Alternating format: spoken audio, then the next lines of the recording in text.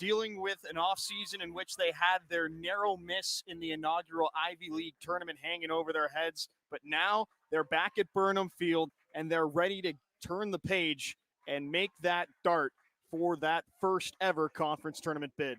Nearly time to get the action started here in Hanover. We're going to step aside and take a timeout. We'll come back with the starting lineups and first touch in just a moment. You're watching the Ivy League on ESPN. These Bulldogs are the top dogs. Auburn, Auburn 5 winners. Princeton into the round of 32. National NCAA Women's Rugby Championship in the Big Green of Dartmouth. That will do it. The Brown Bears and the Lions stand off. And Cornell will play on championship Monday.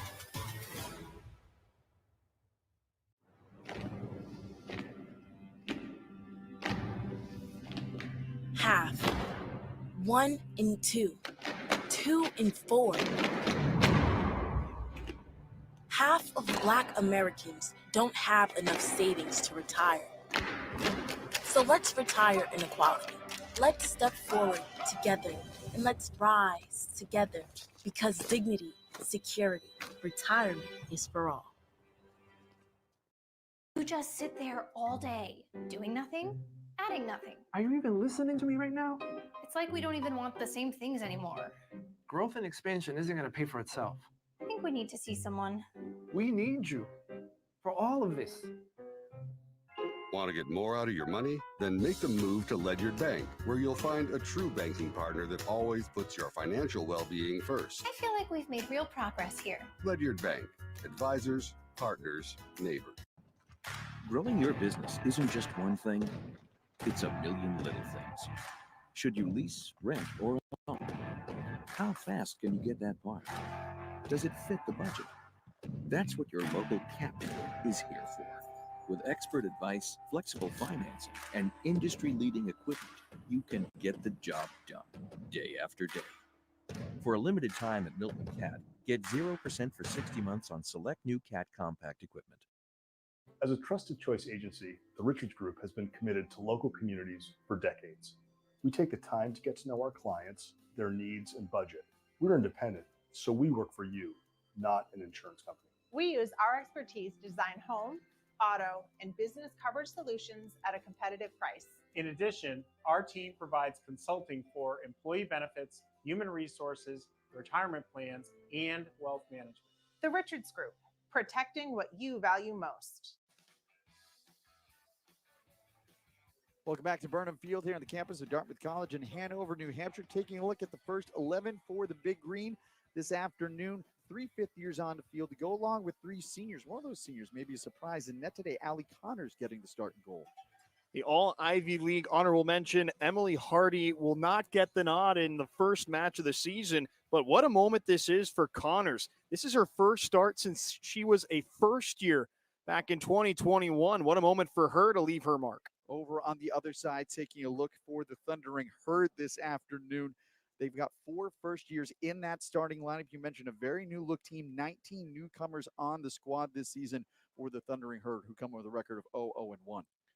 Even with all the new blood on this team, it's still Bailey Fisher that's the main target. One of the top players on this team the last couple of years, and she's already on the board with an assist in the first match of the season against Moorhead State. Expect her to be a big part of this Marshall 11. 7 goals a season ago for Fisher. That led the team. She's their leading offensive player, at least coming back in terms of that category. Dartmouth is in the home whites here today, and Marshall is in the road black uniforms. And we see running into the Thundering Hurgle, Alexis Wolgamuth, an outstanding keeper for them last year. Marshall plays out of the Sun Belt Conference. This is only their second season in the Sun Belt after moving over from Conference USA. And you get a look over there at the Big Green as they break their huddle. You see Connors there in the goalkeeper shirt. As Ryan mentioned, this is just the third start for her in her collegiate career. Her last appearance came against Merrimack College back in the 2021 season. And the Big Green will be taking on the Warriors of Merrimack this Sunday afternoon. That'll be a 2 p.m. start here from Burnham Field. Just after 5 o'clock right now as we're getting ready to roll here in Hanover. Game time, temp 75 degrees, slightly overcast, cloudy skies, but No rain predicted for the afternoon. Should be a gorgeous evening here in New Hampshire's Upper Valley for the 2024 Dartmouth College Big Green women's soccer season to get underway. Referee for today, Eric Schreiber. Kyle Averill is the assistant. And Jessica Carnavale also on the sidelines as assistant as well. We are up and underway. Thundering Herd, as we mentioned, coming in at 0-1 on the season. That 1-1 draw with Moorhead State. Early throw to come here for the Big Green. And it comes controlled by Kelly Sutton. Sutton to drop it back to Grace Faulkner. Faulkner will play it back here to Allie Connors. Did not appear last season, did not appear back in 2022. Taylor Williams, one of those fifth years on the back end for the Big Green. Leaving it wide. Ellie Davidson looking for some space to the middle of the pitch. Nearly intercepted. Fumble around the 9. Sutton able to take it away. Foul whistle down. Our first of the game on either side. Free kick for the Big Green. They look to restart quickly. Faulkner, the fifth year, along with Williams on the back end there. A formidable duo to be certain. Faulkner was all academic in the Ivy last year. Taylor Williams herself was second team all Ivy. You combine that with the experience that Hardy brings on the back end, hopefully getting yourself back into the goal sometime this season. It's a very football analogy to make, but defense is what really wins you championships. If you want to make your way to the Ivy League tournament and potentially win it, you need to have a back four you can depend on match in and match out. Haley Rorick with the ball in space, working to the outside, just inside the 18, strikes, and she'll draw the first corner of the game off the boots of Maria Chavez.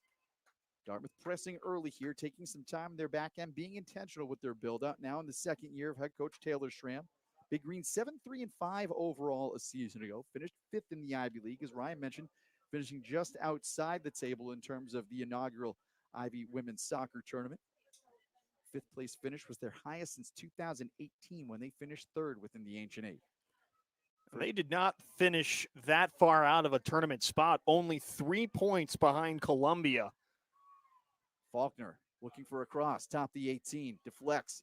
Valverde spins on it and leaves it outside. Carried in a strike towards net, and it's in and through. Dartmouth wasting no time as they're able to break through. A ball that had eyes, and the Big Green take a 1-0 advantage. What a start for Dartmouth. Just put the ball on net. Good things tend to happen. Alexis Wolgemuth was ready at her near post, but she only stopped about 70% of that ball. It just squirted through into the back of the net. Daisy Granholm with the strike, her first tally here in 2024. Honorable mention, all Ivy a season ago had 3 tallies for the Big Green. And Dartmouth strikes early into this one, a game that is not even 3 minutes old. David. If you asked me before the match, sorry to cut you off, Matt, who you would think would be the first Dartmouth scorer, Granholm would be amongst the top of that contingent. Good to see her get involved early on, and she's already got her first 2 points. Ami Kamori striking towards net, handled easily that time by Connors. But for a Dartmouth team that last year certainly built a solid foundation defensively, it was putting the ball into the back of the net that was a challenge. They allowed under a goal per game last season, 0.867. I know you can't score nearly 87% of a goal, but that's what they kept as Williams with the back pass here to Connors. That was 63rd overall in Division I, which is incredibly impressive when you consider there's over 320 teams playing Division I women's collegiate soccer. But scoring was the issue for them. They were 236th in D1, but here they are pushing the issue back the other way. Valverde working with space, trying to send it through, headed away off the back line. Good recovery that time by the Thundering Herd. Well played on the back end that time by Kaisa Ekstrom, the junior out of Sweden. Davidson will let it through and drop it back. Williams calmly over to Faulkner.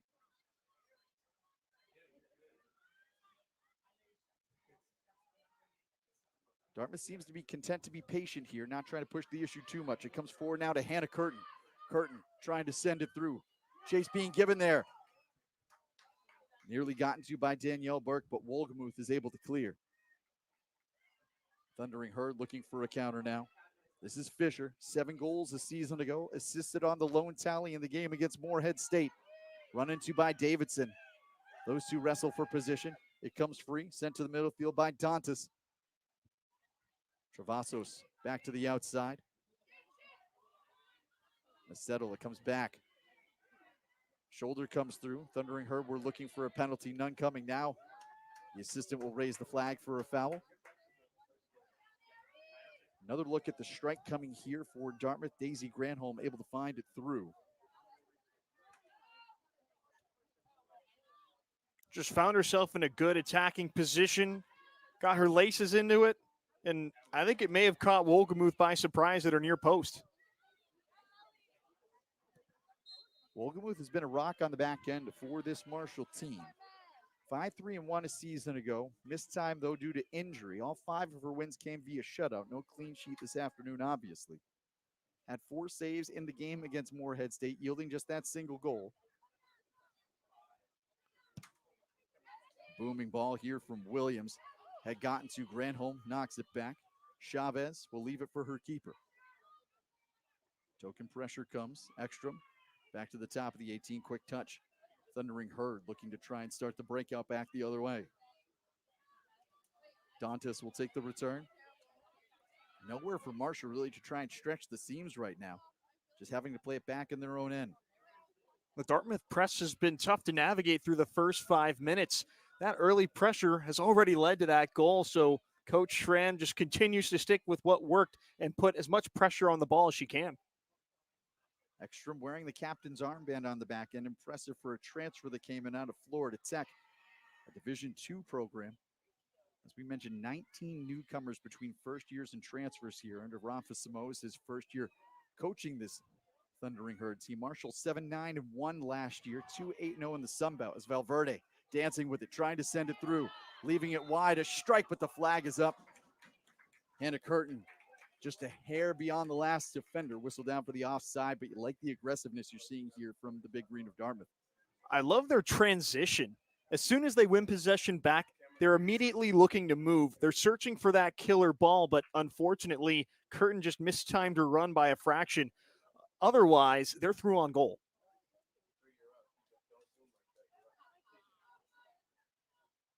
Off the offside, Wolgemuth will leave it short here. Maria Chavez looking to reverse field. Finally, some space for the Thundering Herd to try and work with here. Madison Towns carrying back to the middle. Towns through at the left, stood up by Williams. Foul whistle down against the Big Green, and this will set up a set piece just outside the 18. This is one of Marshall's first really good attacking opportunities of the match, and it's in an enticing spot about 25 yards out. That's right in Fisher's range. 7 goals a season ago for Fisher. 3 of them specifically came off of set pieces just like this. So a dangerous finisher to be certain, and a dangerous finisher in situations like this.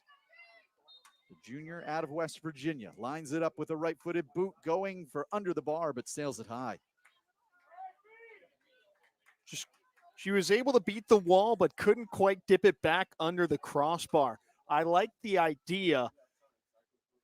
If Marshall will have more opportunities with those attacking set pieces, Fisher will get a lot more good looks, I'm sure. Fisher, the only returning goal scorer on the team for the Thundering Herd that had multiple goals a season ago. Abby Hugh and Cassidy Bell combined for 5 a season ago. Long ball sent through, joining the attack. Here's Lundrigan carrying to the outside, dropping for Valverde inside the 18, leaving up top, but taken away. Burke was waiting for it, but didn't see the defender coming in for the backside. Good battle, though, on the back end by Sutton. Wide it comes to Curtin. Curtin moving into the 18, rebuffed. Leaves it back, Rorick, a strong touch. A tangle up back behind the play, and they're going to whistle the foul down on Haley Rorick. Dartmouth has had a really impressive first 8 minutes and change. It's felt like they've turned up the pressure, and Marshall has not done well against it. First goal coming through for the Big Green. Daisy Granholm just in the game's 2nd minute, coming home with her first here in 2024. Big Green, no stranger to close games. A season ago, 11 of their 15 were decided by 1 goal or less. Plenty of time in this one, though, for both teams to try and make their mark. Foul to be whistled down. This one will go against the Thundering Herd as Valverde worked against it.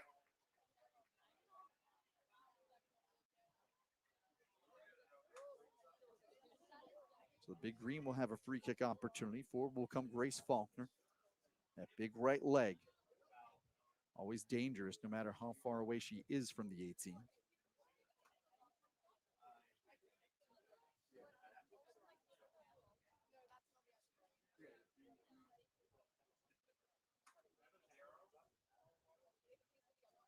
It was Ebony Leckie that was whistled down for the foul on the far side. Action into the box, sent midway through the 18, chested down, still loose. Curtin will have it, tries to turn, lofting, gathered by Wolgemuth. That Dartmouth free kick caused a lot of pressure amongst the Marshall defense. A little indecision around the 6-yard box. Who wants it? I think Wolgemuth called it off. I think the defender tried to chest it to her, but nothing on it, and Dartmouth just found a second opportunity that time. Chavez has some space to carry. Continues on. This is Leckie. Travasos, turning to the outside. Ekstrom will leave it wide. Towns. Foul whistle down by Faulkner. Against Faulkner, I should say. So now a free kick to come here for the Thundering Herd. 7-9-1 last year for Marshall. 2-8-0 in the Sun Belt. That was 6th in the Eastern Division. The Sun Belt Conference, 14 teams in the conference overall. Thundering Herd were picked to finish 13th in the preseason poll, but had a first place vote in the preseason poll.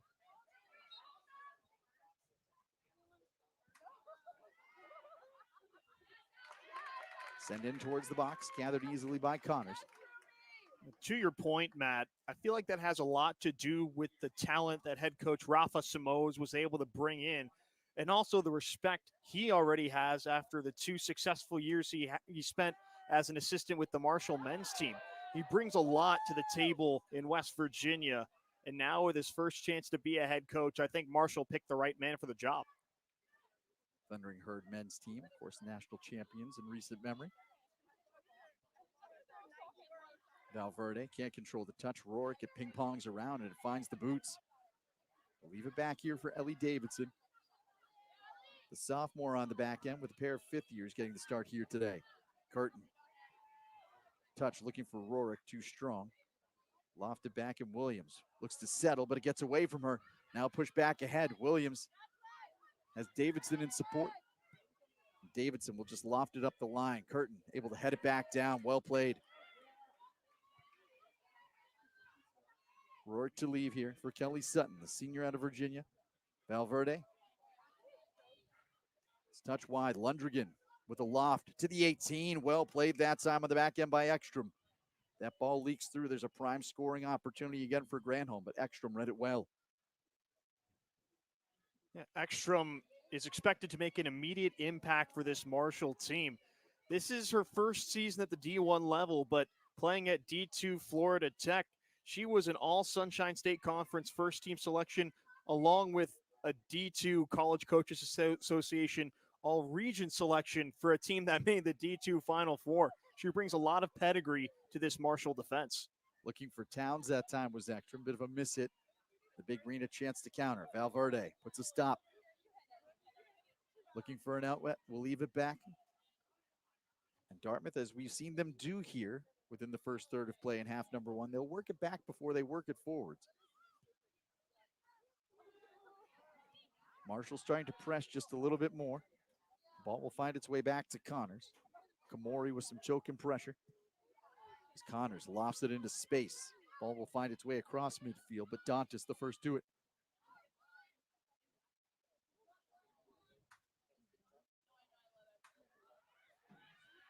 Operating from the middle of the field here. This is Liam Misch, a first year out of Germany. 4 first years in the starting lineup this afternoon for this Thundering Herd team. That's all part and parcel when you have a new coach trying to figure out what pieces they have. You see interesting combinations as well sometimes in the non-conference portion of the schedule at the beginning of the year. And that's what it's for. You're trying to figure out what works, what doesn't work, what type of soccer you want to play. So when conference season comes around, you're ready and you're at your best. Maria Chavez lofting across. Davidson read it, able to knock it to the turf. Nice feet, though, there by Fisher to draw the throw. Dantas trying to get the action started quickly. Back down the line, Lecky. Lecky looking for the return from Dantas, but it's taken away there. Well played by Curtin. Valverde will settle it to the outside, where Lundgren will join the attack. 19th consecutive start in her collegiate career for Mary Lundgren. She's now started 32 of the 33 games in which she has worn a Dartmouth College Big Green uniform. Ball going here. And sent ahead by Faulkner, another player who has seen a lot of time in the starting lineup. Her 47th start today in 48 career games, played 2 more to cap off 50 in her collegiate career. Towns dispossessed for a moment. A fight. Rorick working through a tackle. Valverde looking for Curtin. A touch through. A run. This is Burke trying to get behind the defense. Burke will save it off the line, but right into the keeper's chest. Good recovery by Wolgemuth to cut down the angle. And Burke just took that ball a little too wide, and that allowed Wolgemuth enough time to recover at her near post and make that save look comfortable.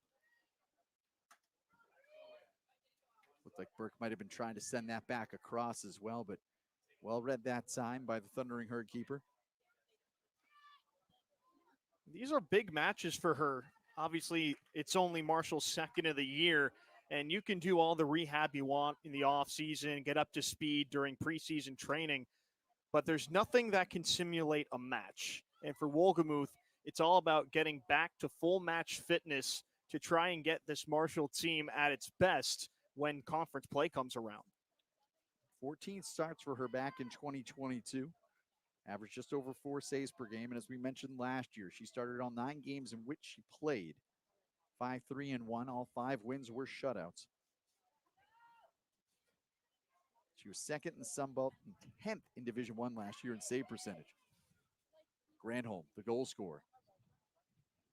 Leaves it back for Valverde. Defense will converge, but she has an outlet in Rorick.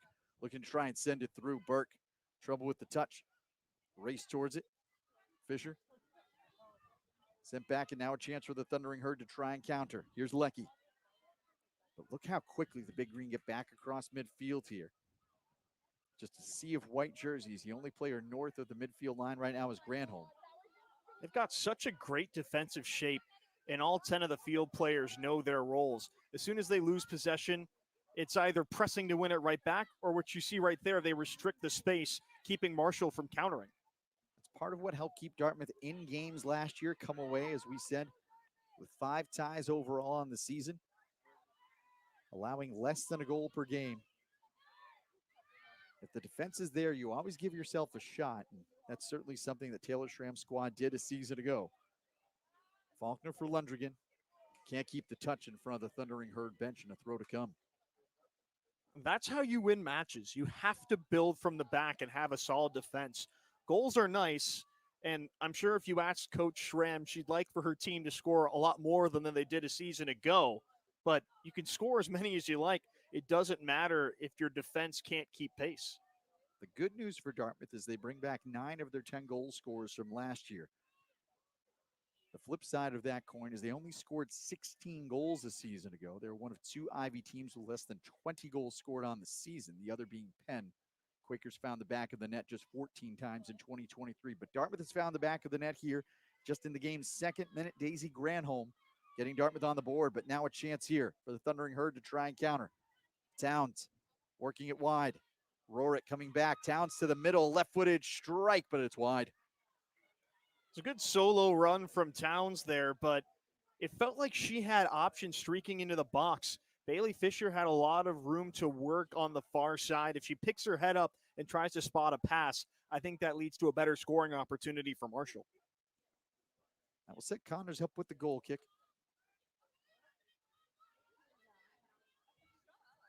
First appearance for her, as we mentioned, since going all the way back to the 2021 season, November the 1st to be precise. That was the start here at home against the Warriors of Merrimack College. She and Emily Hardy split time in that game. Connors making 5 saves in half number 1 against the Warriors, and then Hardy making 2 saves in half number 2. And a combined 2-0 win in a shutout. Thundering Herd looking to try and counter anything right now, but it's Curtin coming back to lead for Williams. Now Sutton will leave here for Connors. Wide it comes to Davidson. Trying to spin and send it up the line. Challenged and turned over. Fisher drops it back here. Dantas. Mish. Back now for Ekstrom. Ekstrom, a long strike, but swallowed up by the keeper, Connors. It's an audacious try right there, but Ekstrom made a clean connection. Just not quite enough on it to evade Connors.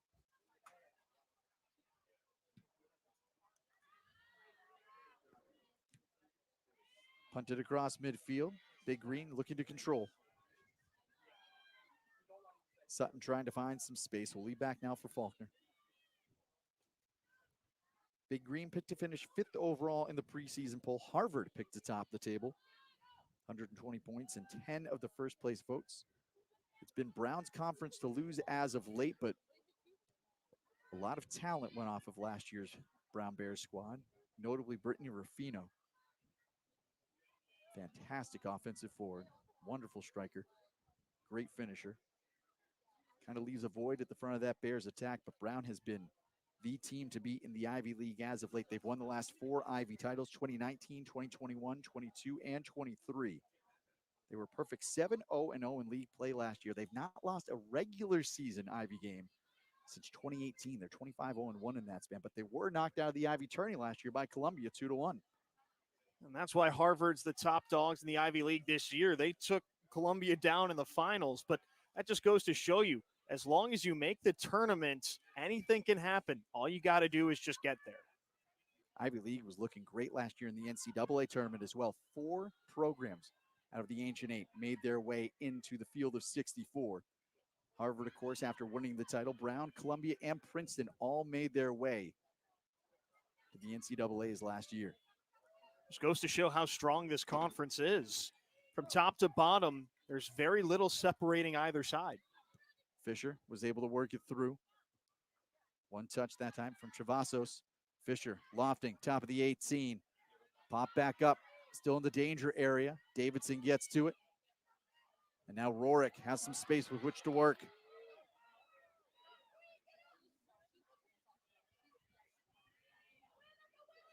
Lundrigan has space. Curtin sneaking in on the backside. You can see at the bottom of your screen. Awaiting another opportunity. They'll find back to Rorick. Lofting and looking for the big target, and Granholm. Offside flag was up.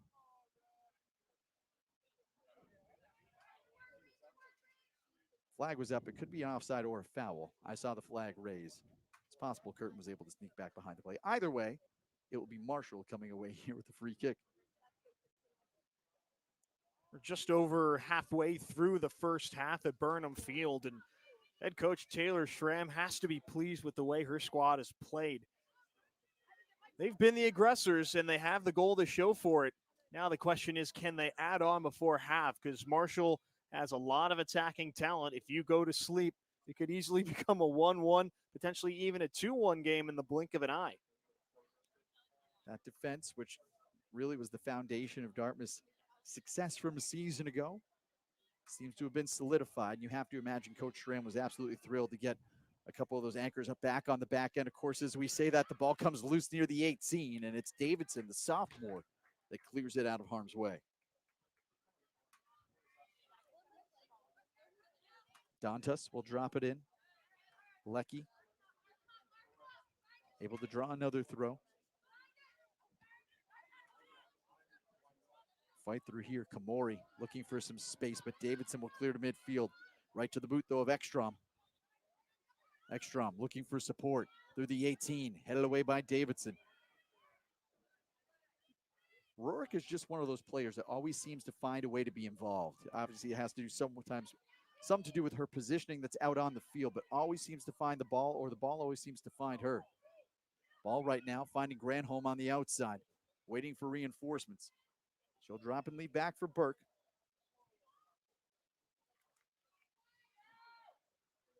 Quick touch to the outside. Rev well, though, over there by Madison Towns.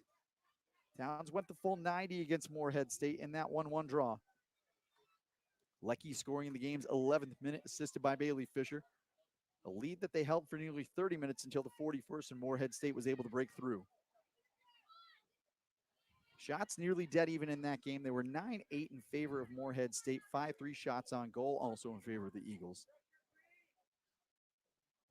Slight corner kick advantage as well for Moorhead State in that game at 4-3. Thundering Herd whistled for 12 fouls in that game. It's a good non-conference matchup to schedule as well. Like we've talked about throughout this broadcast, a lot of new faces for this Marshall squad, including an entirely new coaching staff. So with this almost entirely new group to come up with a result like that, they have to be very pleased. This is Sutton coming down, clear foul coming across. You saw the jersey tug. That will slow down the advance. Some of the officials in the stands looking for a card, but none coming. So free kick to come here as Faulkner will set it. She'll elect to go quickly before the Thundering Herd can get organized defensively. Rorick, those long strides. Works it outside to Lundrigan, challenged. Good battle. Lundrigan continuing to work through. She's knocked down to the turf. Much to the chagrin of Alice Johansson. Well, there's Rorick again, right in the middle of the buildup. It was her involvement that helped Dartmouth to draw that foul. She's been everywhere on the pitch through the first half. The junior out of Chesapeake, Virginia, Haley Rorick, 15 games started a season ago. Faulkner will chip this in, looking for a head. Had Curtin in the middle of the 18, just a touch too high. Lundrigan pursuing. And this will be sent out deep into the corner. A deep throw to come here for the Big Green. Comes in quickly to Valverde. Knocked off of her boot and out. Throw to come now for the Thundering Herd. Neither side has elected to substitute yet here in half number one. And of course, as we say that, we see a couple of Dartmouth players walk into the substitution bench with some pink pennies in hand. And not only that, it looks like Marshall is getting a couple of subs ready as well. This feels like the time in the match where both coaches want to go to their bench and provide that final spark with halftime just 18 minutes away. Foul whistle down, free kick to come, just in front of the Thundering Herd bench.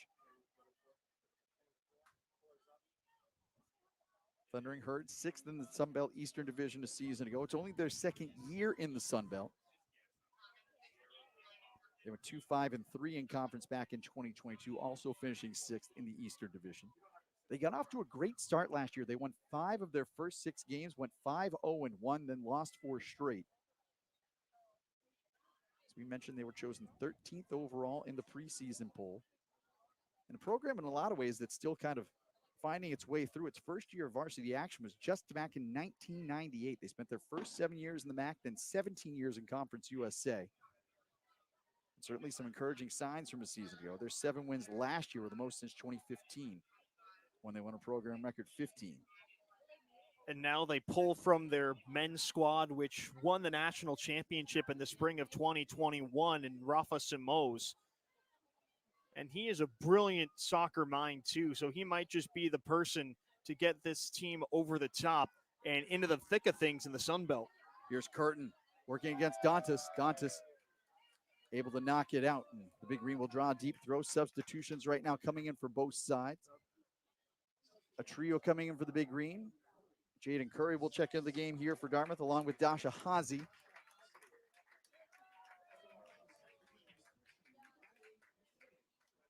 Also looks like Sydney Brown checking into the game potentially for the first time.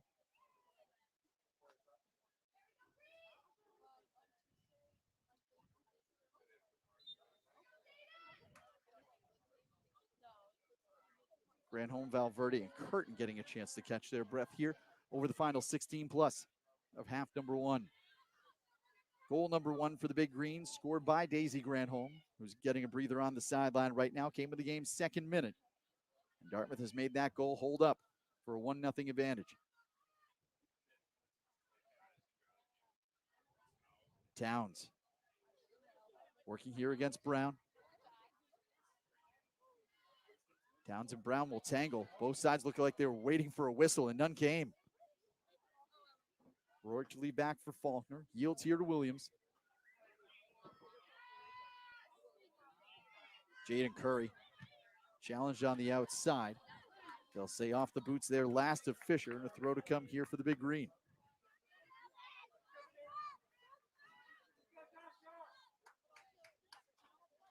Davidson sends it up the line. Dasha Hazy back into the action.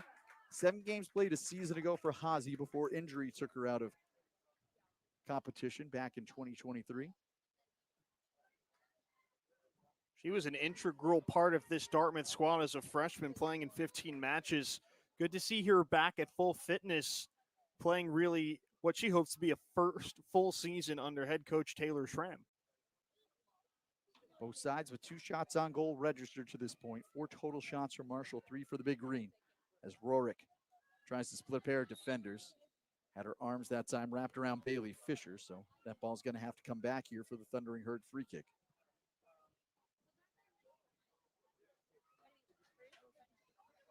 First of 4 at home for Dartmouth to get the campaign started here in 2024. They'll have Merrimack coming up on Sunday. That's a 2 p.m. start. Ryan and myself will be back for that game. Then a weeknight game against Boston College, and after that, they face one of the newer Division I entrants in Stonehill. Skyhawks of Stonehill now in their 2nd year competing in Division I. Turn back, Big Green take it away. Brown overruns for a moment. Good challenge. Touch to the outside there by Riley McKinney. Dantas finds Fisher. Fisher back to the middle of the field. Touch through. McKinney trying to send it through, but it's wide. More substitutions coming in right now for the Thundering Herd.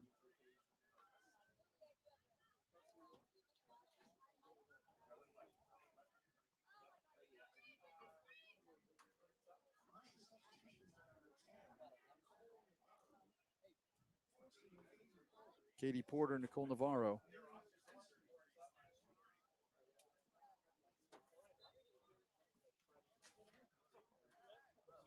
And Amelia Compton checking into the game right now as well for the Thundering Herd.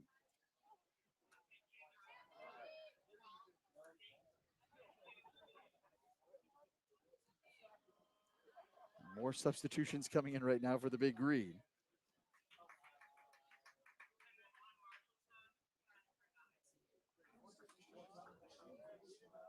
Grace Martin checking in for Dartmouth right now. It also looks like Carly Retterer will find her way onto the pitch here for the Big Green as we're back under play. Approaching 12 minutes to go. Foul whistle down from Fisher from behind.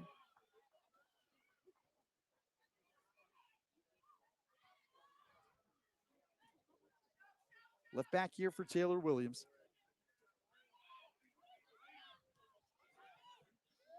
Martin will put a stop to it. That draws a rise from the crowd. And Sutton looking for relief. We'll send it back outside to Martin. Junior out of Flower Mound, Texas, sends it forward, but Dantas comes to challenge it. Finds Fisher. Fisher looking for an angle to the outside, sent away by Williams. Thundering Herd looking to try and find a quality opportunity. There's not been much scramble around that Dartmouth net so far. Tangle up here. Foul whistle down against Hazy. And that will set up a free kick here for the Thundering Herd. It was one of the more awkward fouls I've seen. Both players had their foot on the ball, but unfortunately for Dartmouth, the call just didn't go their way. That will set up the free kick here for Luisa Travasos. Did not play a season ago, was injured. Back in her first year campaign, she started 18 out of the 19 games in which she played. 4 goals that year, 3 of those 4 coming on PKs. She'll approach, swings it with the right boot. Lofting inside the 18, looking for a head, popped up, but Connors is able to read it. I could see what Marshall was trying to do there, kind of setting a screen around the penalty spot to allow some of their runners to get a clean connection with their head on the 6, but Dartmouth was ready. They man-marked well, and it resulted in just a tame effort. Knocked down. Rorick chips it ahead. Hazy will leave it now for Curry. Approaching the 18. Curry tries to center. Deflects. Cleared wide. It will find its way over the line. Throw to come for the Big Green, and a substitution to come now as well for Dartmouth. Lourdes Lounderborn, first ever collegiate action for the first year out of Phoenix, Arizona. Was the 6A Premier Region Player of the Year out in Arizona. A serial winner, too. In all 4 of her years at Xavier College Prep, she was a 6A state champion. That's a big get for the Big Green. So the first year seeing her first collegiate action here on this Friday afternoon. Good fight for the ball that time, and well played by Retterer to win it back for Dartmouth. It's Martin. Hazy back on the outside now for Curry. Martin will survey, looking to send it in. She had Brown cutting in, but the ball bent behind her. Downs to jog out, looking for relief. We'll leave it here for Wolgemuth.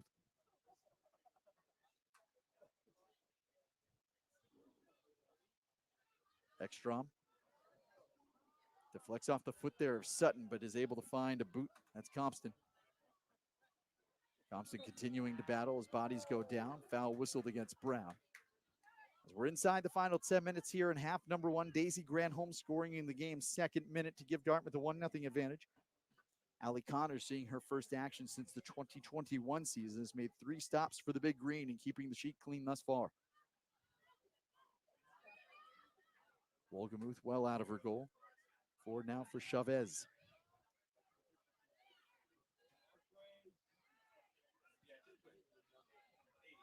Ekstrom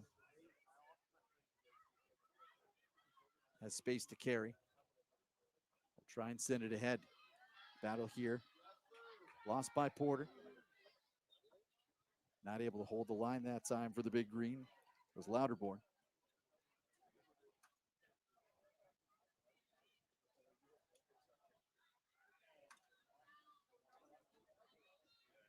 Sent to the top of the 18 and sent away by Taylor Williams. Ekstrom will be first to it.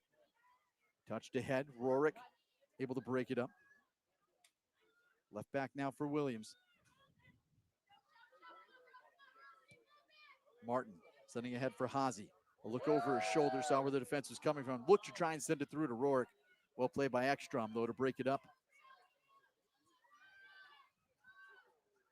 Wolgemuth trying to settle the action and get things organized as Marshall looks to build out. Chavez taking that time from McKinney. Neither side seems to be in too much of a rush at the moment. Louderborn heads it ahead, but it's taken right back by the Thundering Herd. Big Green were looking for a throw, and they'll get it. As Porter was not able to control, but no, they're going to say it went off of a Dartmouth boot last, excuse me. Yep.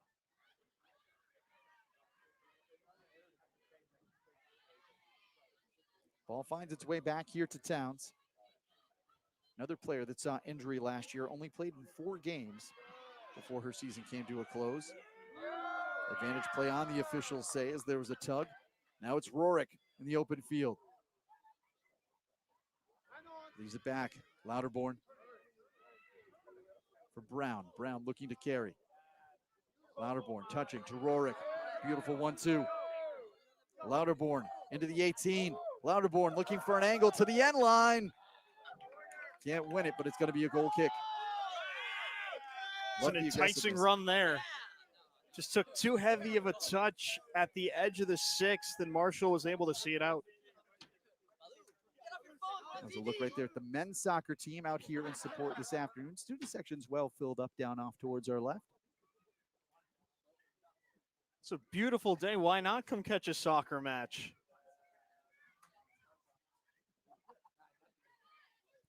especially when you hear Dartmouth's winning. I'm sure the students will come down in droves.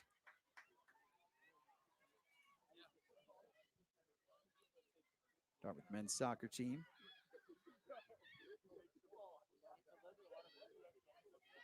Get their season started shortly as well. Bo Oshani back on the bench for the Big Green. This one sent well wide. That would have been more than the hand of God if Compton was able to knock that down. I don't know if she would have made it look as slick as Maradona did back in the day, but A for effort.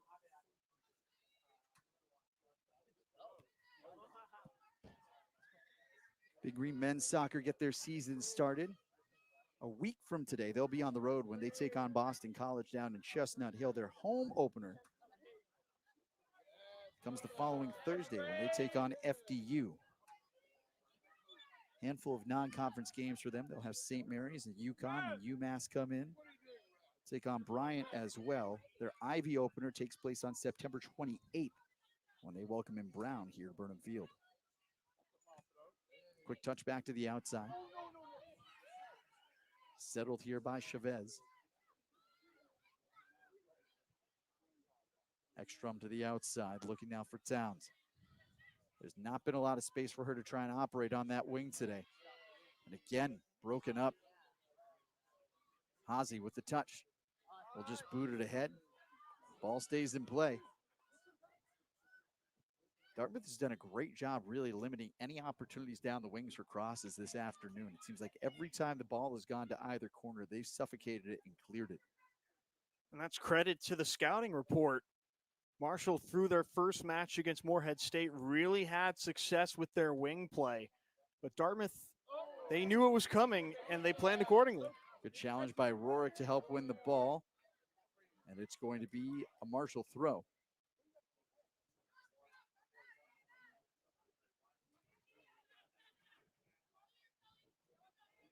Fernanda Dantas, the first year out of Brazil. Saw only 12 minutes of play against Morehead State, but has not come off the pitch yet this afternoon. Some of that tinkering you'll see in the non-conference portion of the season. As Towns has to come back and try and save it, but can't. Substitution coming in for the Big Green. Audrey Marin will check in here as Haley Rorick will get a well-deserved breather over the final 3:23 of half number one.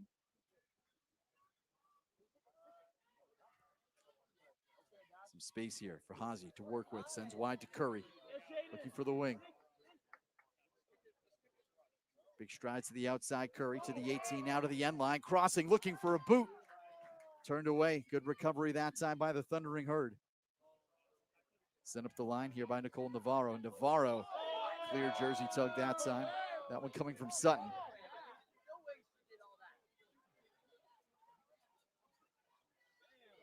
Ninth foul whistled down against the Big Green here in half number one.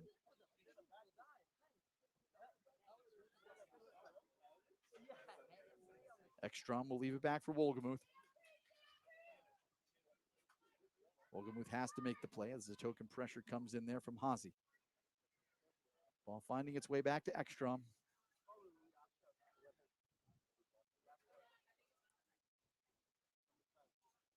Chavez, the first year. Seems like right now the Thundering Herd seem to be content not to try and force the issue, and they don't want to give up a mistake that could turn into a quick Dartmouth counter. Early in the season as well, both sides playing somewhat intentionally, as right as we say that, a mishandle, and now a scramble for the balls. Brown will leave it back for Sutton. Sutton trying to send Curry on the wing. Pass was behind her. And a throw to come here for the Thundering Herd.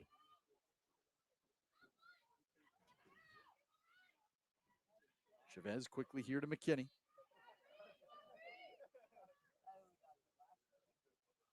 Riley McKinney, number 13 out of Monroe, Ohio. This is her collegiate debut here today. Redshirted a season ago and did not appear in a game against Morehead State. Sends a long ball ahead, a race. Louderborn will just send it out. Deep throw coming here for the Thundering Herd inside the final 90 seconds here in half number one.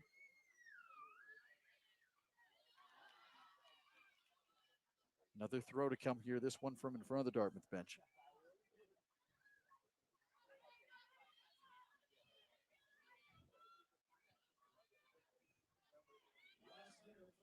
Dantas. He's it back now for Ekstrom. Sent to the top of the 18. Stacked up there. Settled by Fisher for a moment. But Sutton right into the action. It comes wide and it'll be punted out of play that time by Grace Martin. Inside 40 seconds to play here in half number one. Throw comes in quickly. Compton leaving it back. McKinney reversing Fields. Towns will give chase here. Towns looking for an angle. Crosses it into the 18. Settled down, loose. Lauterborn is able to make the play, but it's taken right back. Dantas surveys. Time dwindling. And a foul to be whistled down. Referee will put a stop on the clock and pace it off here inside the final 6 seconds. This is danger time as Fisher looking to line it up. This is a little further away than the free kick she had in the first 5 minutes of this match. We'll see if she employs the same approach, try to get one last shot on goal. Fisher to approach through the wall. Fisher off the bar. It pops up, still loose. Ekstrom towards net, and Connors loose on the line, but it's in. We're going to wait to see. And it's waved off. They're going to say that the clock expired before the ball crossed the line. Fisher off the bar, loose. The follow-up header deflected. It looked like it went through, but the official immediately gave the washout signal, saying the ball did not cross in time. What a lucky break for Dartmouth. Fisher put a lot of whip on that free kick. It struck the crossbar flush, and Dartmouth was just scrambling to get back into position. They were just saved by the final horn. Marshall players are trying to appeal their case right now. Eric Schreiber's our referee. Kyle Averill is the assistant on that side. We get another look at it here. Just off the top of the bar. And Ekstrom had the header that came in loose after it. But the Big Green able to find a way to get through the opening 45 minutes unscathed. They lead this one 1-0. Daisy Granholm striking in the game's second minute to keep Dartmouth in front after the first 45 minutes play. We'll step aside, take a timeout here from Burnham Field. Come back, we'll run through some highlights, some first half numbers, and talk a little bit about the road ahead for each of these squads. You're watching the Ivy League on ESPN.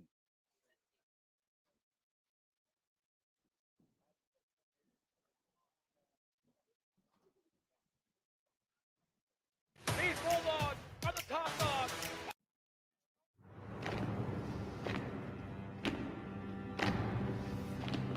Half. 1 and 2. 2 and 4. Half of Black Americans don't have enough savings to retire. So let's retire inequality. Let's step forward together and let's rise together because dignity, security, retirement is for all. You just sit there all day, doing nothing, adding nothing. Are you even listening to me right now? It's like we don't even want the same things anymore. Growth and expansion isn't going to pay for itself. I think we need to see someone. We need you for all of this. Want to get more out of your money? Then make the move to Ledyard Bank, where you'll find a true banking partner that always puts your financial well-being first. I feel like we've made real progress here. Ledyard Bank. Advisors, partners, neighbors. Growing your business isn't just one thing, it's a million little things. Should you lease, rent, or own? How fast can you get that part? Does it fit the budget? That's what your local cap dealer is here for. With expert advice, flexible financing, and industry-leading equipment, you can get the job done day after day. For a limited time at Milton Cat, get 0% for 60 months on select new Cat compact equipment. As a trusted choice agency, the Richards Group has been committed to local communities for decades. We take the time to get to know our clients, their needs, and budget. We're independent, so we work for you, not an insurance company. We use our expertise to design home, auto, and business coverage solutions at a competitive price. In addition, our team provides consulting for employee benefits, human resources, retirement plans, and wealth management.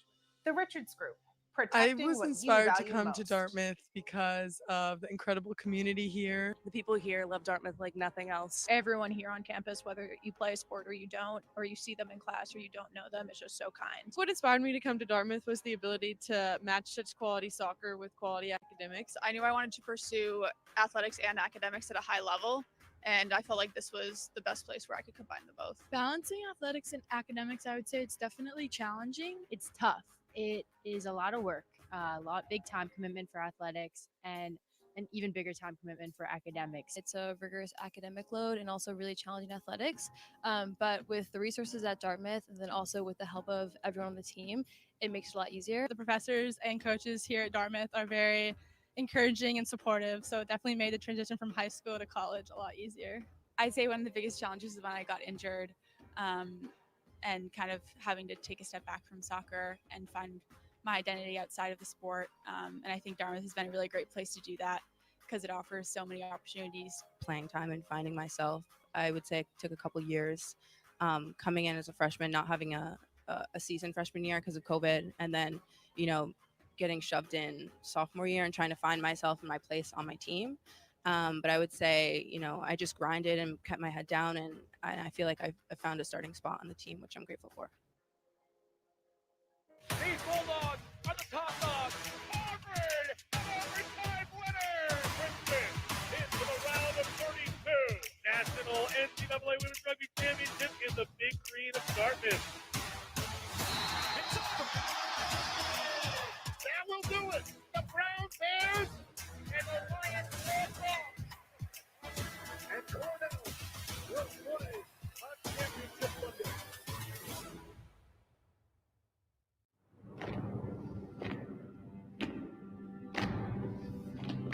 Half. 1 and 2. 2 and 4. Half of Black Americans don't have enough savings to retire. So let's retire inequality. Let's step forward together and let's rise together because dignity, security, retirement is for all. You just sit there all day, doing nothing, adding nothing. Are you even listening to me right now? It's like we don't even want the same things anymore. Growth and expansion isn't going to pay for itself. I think we need to see someone. We need you for all of this. Want to get more out of your money? Then make the move to Ledyard Bank, where you'll find a true banking partner that always puts your financial well-being first. I feel like we've made real progress here. Ledyard Bank. Advisors, partners, neighbors. Growing your business isn't just one thing, it's a million little things. Should you lease, rent, or own? How fast can you get that part? Does it fit the budget? That's what your local captain is here for. With expert advice, flexible financing, and industry-leading equipment, you can get the job done day after day. For a limited time at Milton Cat, get 0% for 60 months on select new Cat compact equipment. As a trusted choice agency, the Richards Group has been committed to local communities for decades. We take the time to get to know our clients, their needs, and budget. We're independent, so we work for you, not an insurance company. We use our expertise to design home, auto, and business coverage solutions at a competitive price. In addition, our team provides consulting for employee benefits, human resources, retirement plans, and wealth management. The Richards Group, protecting what you value most. Welcome back to Burnham Field here on the campus of Dartmouth College in Hanover, New Hampshire. Season opener for Dartmouth College, Big Green Women's Soccer. As you see right there, they've got a 1-0 lead over the Thundering Herd of Marshall University. I'm Matt Corsetti alongside Ryan Zimmerman. Thanks for being here with us on this Friday afternoon. Things looking bright for the Big Green at the end of half number one. Bright for us right now as the sun's saying hello. But Dartmouth with that 1-0 lead.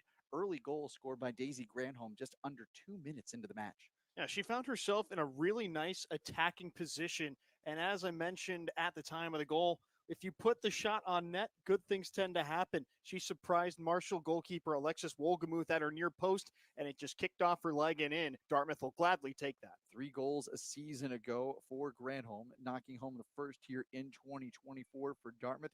Since then, though, it's been a story of near misses here for this Thundering Herd team. They've been able to counter several times, but nice job by Allie Connors on the back end so far. She's made 4 stops in half number 1, but we've seen a variety of strikes from a variety of distances. Marshall not afraid to fire away at the Dartmouth keeper. Here's a look at that last chance that really bugged the Dartmouth defense. 6 seconds left in the half at the time of the free kick, and it felt like Dartmouth really just got saved by the final buzzer. Marshall was all over the goal line there, but they just didn't get the tap in time. 6 seconds when they took that free kick towards the end of half number 1, and fouls are something that was holding Dartmouth back as we take a look at some of the numbers here from half number 1 between these two teams. It was really an aggressive Dartmouth team, especially defensively. They were whistled for 10 fouls in half number 1. That last foul leading to that free kick opportunity. Shots on goal, total shots in the game so far have favored the Thundering Herd overall in this contest. And despite the fact that they've not had a ton of high quality chances, they're starting to find a way to imprint this game a little bit, Ryan. And you're starting to see all the talent that Coach Simoes brought in. They're figuring things out. They're opening up space. They're figuring out how to play with each other in a match setting more, and it's led to more opportunities. Dartmouth got really lucky at the end that Marshall couldn't put the ball in the net in time, but you keep allowing them opportunities like that. Sooner or later, it feels like they're going to break through. Not a lot of corners on either side as well. Really speaks to the defensive structure we've seen here in this game. We're going to step aside, take a timeout. When we come back, we're going to take a look at what lies ahead for each of these teams. This is game number 1 for the Big Green, game number 2 for the Thundering Herd after 45 minutes in Hanover. It's Dartmouth in front, 1-0. These Bulldogs are the top dogs. Auburn, an overtime winner, wins it into the round of 32. National NCAA Women's Rugby Championship in the Big Green of Dartmouth. That will do it. The Brown Bears and the Lions will go. And Cornell will play on Championship Sunday.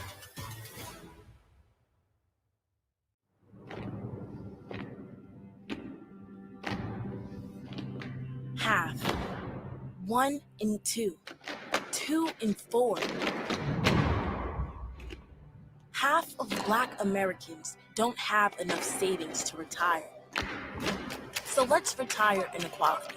Let's step forward together and let's rise together because dignity, security, retirement is for all.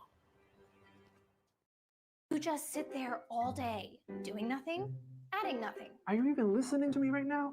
It's like we don't even want the same things anymore. Growth and expansion isn't going to pay for itself. I think we need to see someone. We need you for all of this. Want to get more out of your money? Then make the move to Ledyard Bank, where you'll find a true banking partner that always puts your financial well-being first. I feel like we've made real progress here. Ledyard Bank. Advisors, partners, neighbors. Growing your business isn't just one thing, it's a million little things. Should you lease, rent, or own? How fast can you get that part? Does it fit the budget? That's what your local CAT dealer is here for. With expert advice, flexible financing, and industry-leading equipment, you can get the job done day after day. For a limited time at Milton CAT, get 0% for 60 months on select new CAT compact equipment. As a trusted choice agency, the Richards Group has been committed to local communities for decades. We take the time to get to know our clients, their needs, and budget. We're independent, so we work for you, not an insurance company. We use our expertise to design home, auto, and business coverage solutions at a competitive price. In addition, our team provides consulting for employee benefits, human resources, retirement plans, and wealth management. The Richards Group, protecting what you value most. Halftime here in Hanover, 1-0. Dartmouth is in front after the opening half of play, but still in front by the slimmest of margins, and really fortunate to have that 1-0 lead. I'm Matt Corsetti alongside Ryan Zimmerman. Thanks again for being here with us this afternoon. One more look at the flurry to finish half number 1. Marshall nearly finding an equalizer. 6 seconds left on a free kick opportunity. The ball did cross the line, but the referees deemed that it happened after the final buzzer had sounded. Just a wild finish to half number 1. And that's the commotion that Bailey Fisher can cause with set pieces. She's so good with her delivery, and she was inches away from scoring directly off a free kick 30 yards away. if Dartmouth isn't careful, Marshall will capitalize on an opportunity from a set piece in the second half. Look at Daisy Granholm putting home the game's first goal for the Big Green, and then Fisher, as Ryan was talking about, just off the crossbar and a scramble coming around, a beautifully placed ball just over the top of Connor's outstretched hands.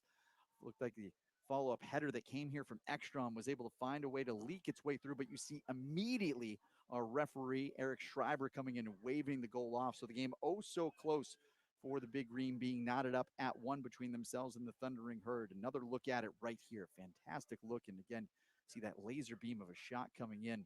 The follow-up attempt and the scramble in front, but the washout signal was given immediately. So it stayed a 1-0 game, but a wild finish to half number 1, Ryan. And I don't think I've ever seen anything quite like that. Give Allie Connors a lot of credit making the save on the follow-up attempt with Alice Johansson's header off the crossbar. But Dartmouth fortunate to come away with a 1-0 lead at halftime. But as we've said, Marshall's starting to figure things out in the attacking third. And I wouldn't be the least bit surprised if they keep up that pressure at least through the first 15 to 20 minutes in that second half. This is the home opener for the Big Green. It is going to be their first of 4 coming here this season. As we see right here, first of 4 at home. They've got Boston College coming in towards the back end of next week. Before that, they've got Merrimack coming here on Sunday. Then Stonehill on the road out in Western Pennsylvania, where they take on Pittsburgh and Robert Morris. Then a swing up to Central New York State when they take on Colgate before finding their way back home here against the Pride of Hofstra. Meanwhile, taking a look at the schedule for the Thundering Herd, this is their first ever game against an Ivy League opponent. They're going to get their second game against an Ivy League opponent pretty quickly. Just 3 days from now, they'll be down in Cambridge taking on the Crimson of Harvard. They'll return back home to take on Belmont before they're at Ohio and the Sycamores of Indiana State on September the 8th. And then they dive into conference play on the 22nd when they take on Georgia State. With a conference as big as the Sun Belt, consisting of 14 teams, there are just so few opportunities to schedule good competitive non-conference matches. But credit to head coach Rafa Samos. He's taking advantage of a tight window to pack as many quality opponents as he can. Getting ready for the start of half number 2 here from Burnham Field. You're getting a look at the Dartmouth huddle as they're getting ready to break and see if they can build upon their 1-0 lead at the end of 45 minutes of play. Daisy Granholm breaking through in the game's second minute. Her first goal of the season, first goal for the Big Green here. And they're narrowly avoiding this game being tied, as you saw by the flurry there at the end of half number 1 from the Thundering Herd. Big Green will get the first touch here in the second half, as there's a look at the Marshall huddle right now as they get ready to come back out. Both sides kind of measuring each other as the half seemed to progress. Marshall stacking up more of the numbers in their favor as the half went along, although the Big Green had the only corner kick for either side in the opening 45. Allie Connors making 4 saves there in the opening half. First action for her since back in 2021 when she kept a clean sheet against the Warriors of Merrimack College in 45 minutes of play, a game that she split with Emily Hardy back in November of that season. It will be Granholm back in to get things started. Looks like the original 11 back on the field for the Big Green of Dartmouth. Some of the subs staying on here for Marshall. Amelia Compston, who entered as a sub at the back half of half number 1, stays on the pitch. She's at the bottom of the circle. His first touch comes here from the Big Green, and we are underway in half number 2. Immediately challenged and immediately fouled that time was Lundrigan. Fisher was the one that came up and challenged. It'll be Faulkner to come forward to take the kick. Faulkner to back up now and survey her options. Very pleasant afternoon here in New Hampshire's Upper Valley. Temp still north of 70 degrees. As this one sent long. Granholm to settle. Has relief in the form of Rederer. Brings it back now for Kelly Sutton. Martin forward, but too strong on the touch that time on the outside. An early throw to come here for the Thundering Herd.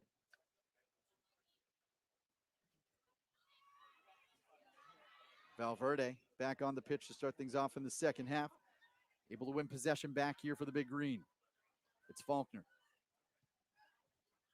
Left on the outside now for Lundrigan. Challenged by Fisher. Lundrigan works by her, looking for an angle.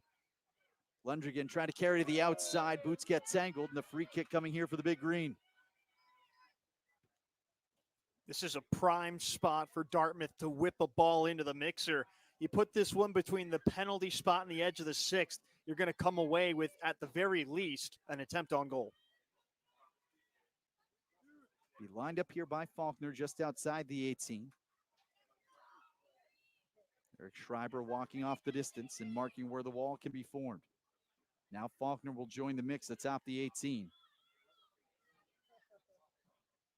As will Granholm. That'll be Kelly Sutton ready to send this back in with a right-footed boot. Now Retterer, Lofting looking for a head, but cleared off the line. Sutton comes forward, but ran through a player to do so. Foul whistle down against the Big Green. And a signal for the trainer to come out. That'll put a stop on the clock here in a game that's just 2 minutes old in half number 2.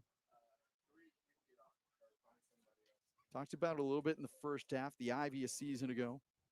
4 teams into the NCAA tournament, 3 of the 4. Picked up wins in round number 1. Brown a 1-0 win over Rutgers in the first round. Columbia 2-1 they were able to pick up.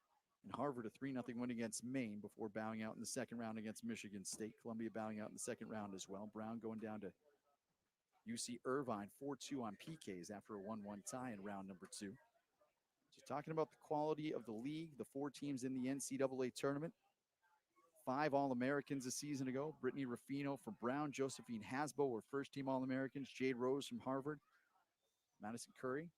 Pietra Torden made third-team All-American. I think most impressively, Brown, Harvard, and Princeton all finished with RPIs inside the top 20. That's more teams inside the top 20 in RPI from the Big 12, the Pac-12, rest in peace, the SEC, and the Big East. So when you talk about the quality of play of soccer that's coming out of the Ivy League, especially on the women's side of things, they really have, the conference just continues to elevate, get stronger year after year.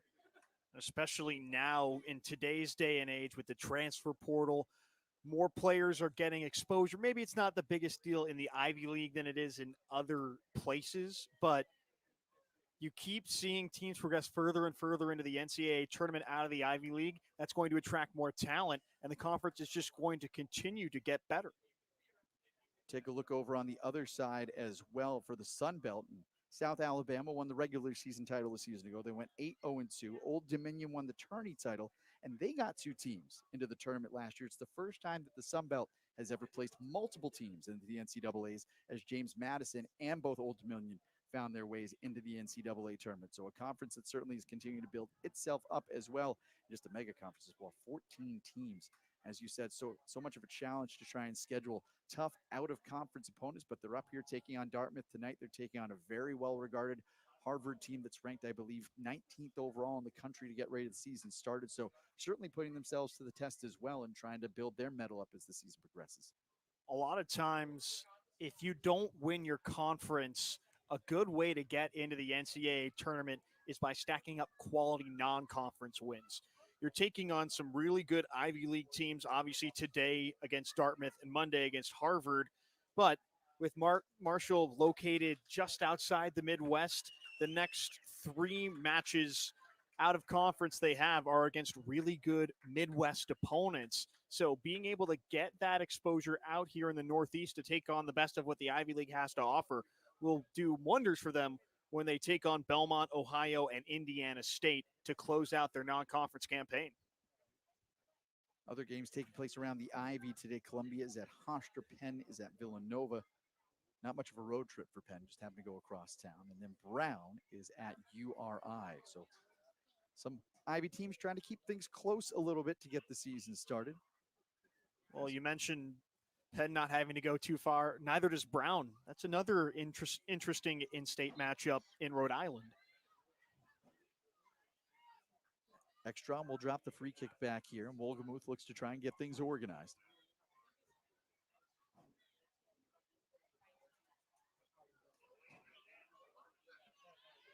Just holding on to the ball here, and finally the pressure will come that will force play to restart. Ekstrom towards midfield, looking for Fisher. Let through by Lundgren. Dropping back now for Williams. Pressure coming. Williams has to split a pair of D. Loose here outside the 18. Fisher working to the end line, crossing, top of the 6. Williams is able to break it up. Valverde comes back in support now. Valverde working up the line. Valverde wrestling her way through, but she's going to be called for the foul as Compton was pulled to the turf. And if Helter Skelter inside the box that time, but Taylor Williams made up for her mistake, losing out in possession, trying to do it all herself, weaving through 3 Marshall attackers, but she got to her spot to intercept the cross at the exact right time. Towns was lining up the free kick, but she'll yield now, as Leah Mish will come back to take it the first year. Settles and leaves it back now. Travasos to the outside. Now a chip towards the 18. Headed back down to the line, but cleared away. Valverde trying to give chase, but won't be able to get there in time. But cleared well off the back end that time by Grace Martin.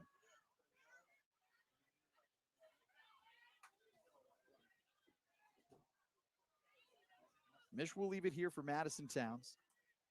16 games played for Towns in her first year campaign, over 1,100 minutes for the Thundering Herd before her sophomore season was limited to just 4 games due to injury. Ekstrom, one of the 9 transfers on the roster, leaves it back here for Wolgemuth, who's not been tested much since that opening flurry that resulted in the Dartmouth goal. She's only had to make 1 save as Ekstrom tries to stretch the middle of the field. Touchdown here. Porter too strong. Williams clears to the side. Curtin comes back in support but can't maintain possession. Marshall trying to move with some pace. It's worked back wide. Across to the top of the 18. Williams able to fence it away. Mish striking from a distance. Skipping in, but Connors is able to cover. Thundering Herd not afraid to send some shots in from distance. We've seen several beyond the 18 here this afternoon. Kaisa Ekstrom, the other, to have one in the run of play, but it feels like from distance, nothing's really tested Allie Connors in the Dartmouth net. A nice, easy collection for her off one bounce. Thundering Herd look again. Porter sending it into the 18. Let through that time on the back end by Lundrigan. Well done to shield off Fisher to allow Connors a chance to smother it. Good goalkeeping that time. Connors quick off her line to pounce on the ball.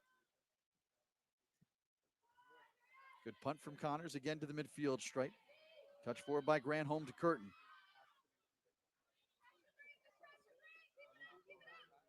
Wolgemuth has to get rid of it with a left-footed boot. Comes right to Valverde. Trying to touch the middle contact. Valverde will continue to play on. There's still a Thundering Herd player down on the field, but play on, the officials say.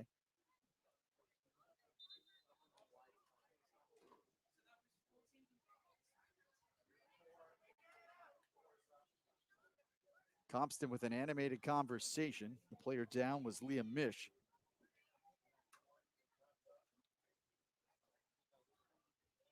I think what really miffed Marshall is that Dartmouth was able to continue play, as is their right when a player goes down. And it took until an offside flag to stop play and allow for Mish to receive some attention. I think Marshall thought it was a foul and they shouldn't have played on, but unfortunately, their cries fell on deaf ears. Foul tally is 11 on the big green of Dartmouth, 6 on the Thundering Herd. Wolgemuth again content just to wait.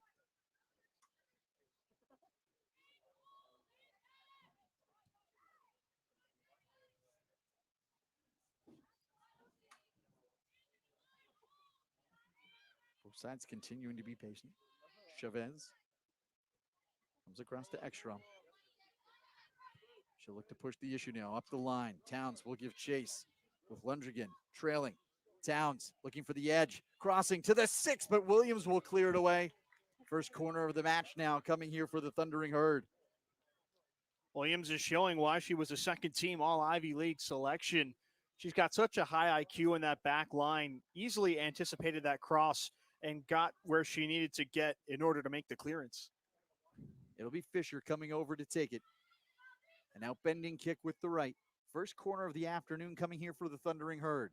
This one lofted high above the 6, looking for a head. It squirts back up to the top of the 18, a scramble, and just cleared away. Valverde got to it and sent it to the sideline. Thundering Herd did not generate a lot of corners a season ago. They only averaged 1.88 per game. That was last in the Sun Belt, 328th in Division I. Getting just their first year today. Now comes to Fisher, a dangerous player. Fisher towards net. Connors with the save. A good strike that time from Fisher, but read well by the keeper. Just enough off her line to take away the angle and smother it for another stop. Bit of a tough angle, too, for Fisher. You don't score too many goals from that angle, but as you said, Connor was alert in net. Excellent first step to make the save. Rorick working here against Ekstrom. Rorick looking for an angle. A race to the end line. Puts a stop on it. No, says the assistant on the far side. A goal kick to be awarded.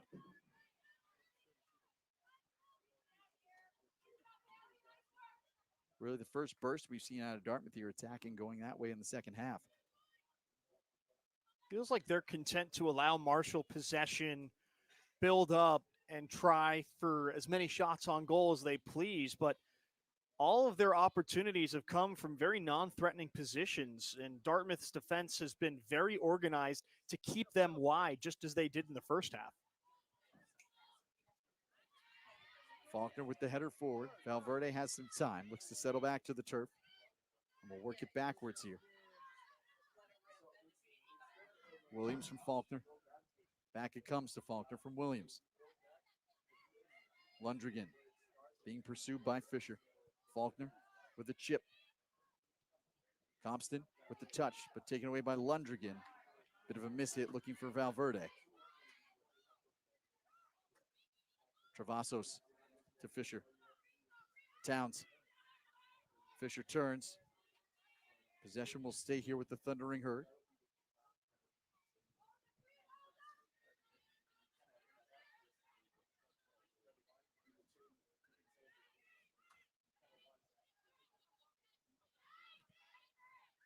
Mish through the legs, but read that time.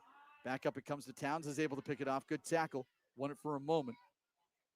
Ekstrom leaves it, and it comes way back to Chavez. Looking to reverse field, sent wide. A touchback. Compston heading back to the outside. Williams is able to send it back wide. Curtin comes down in support. Williams, a strong boot back up the line. There we'll find Granholm. She scored the game's only goal coming inside the opening 2 minutes. Just feels like that Marshall breakthrough is inevitable. They've started pressing a lot more in the second half, forcing Dartmouth to make mistakes in their own end. Sooner or later, they're going to create a gilt-edged scoring chance, and they won't miss. It's Towns operating north of the midfield stripe. Wide it comes now to Fisher. They're really trying to work it to her on that wing. Going here against Lundrigan. It leaks through the 18 towards the edge of the 6. Cleared out. And a deep throw to come here from down near the corner for the Thundering Herd.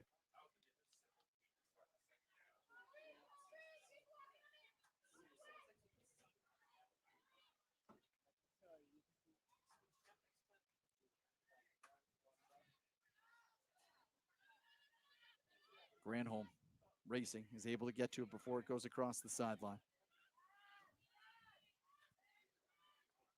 Back it comes to Faulkner. Sends it back out Lundrigan. Can't work her way through as it's dispossessed by Fisher. Chipping towards the top of the 6, broken up on the back end. Well read that time by Sutton. Granholm for Valverde, can't work through the challenge of Ekstrom. Ekstrom lofting, top of the 18. Headed into space, Connors will come out and gather. Thundering Herd continuing just to push and press and see if they can put more pressure on that Dartmouth goal. Good read, though, by Connors to come out and gather.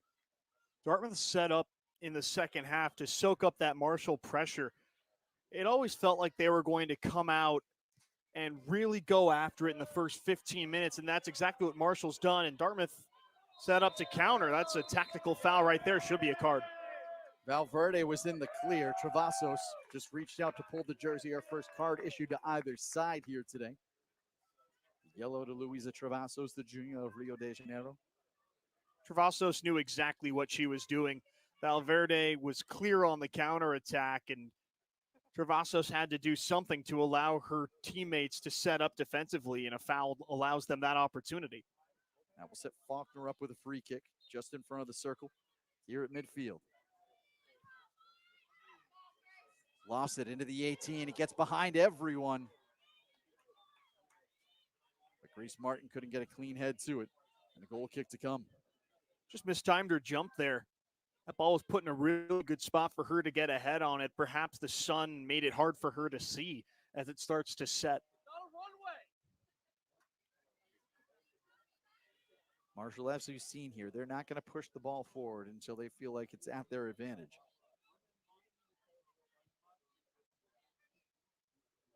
Chipped into space and chipped out of bounds right in front of the Dartmouth bench.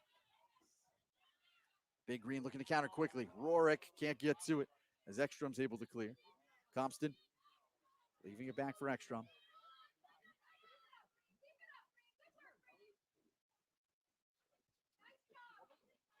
Wolgemuth to send it wide. Granholm applying the pressure.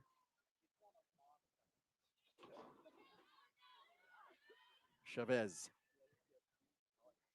Forward it comes. Turn back over. Granholm for Rorick. Looking to try and send Curtin. A race to the 18. Keeper Wolgemuth is out. Curtin with a good challenge and a good aggressive play by Wolgemuth to come out and cover and take the opportunity away from Dartmouth. That's good goalkeeping. Had to get off her line quickly to prevent the one-on-one, and that lack of indecision, the willingness to take that first step and commit, that's the difference between this being a 1-0 game and a 2-0 game.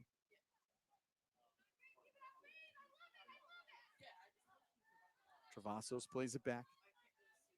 Chavez has some room with which to operate. Travassos looking to the outside, but it's going to be picked up by Lundgren. Head of steam ahead of her. Lundgren fights off Compston. Lundgren inside the 18. Lundgren towards net and just wide. A beautiful run by Lundgren and a left-footed strike. Ball still has not cleared the line yet. And now it will. A deep throw coming here for the Thundering Herd. I'm not sure whether that was a shot or a pass, but an excellent solo run to set Lundgren up. And if she just takes a little bit off that ball, she has Curtin easily for a tap-in at the back post. Contact, but play on, the officials say. Curtin sends it in. Ekstrom to Fisher. Compston back on the outside as the Thundering Herd look to try and counter. Porter leaving it back. Travassos.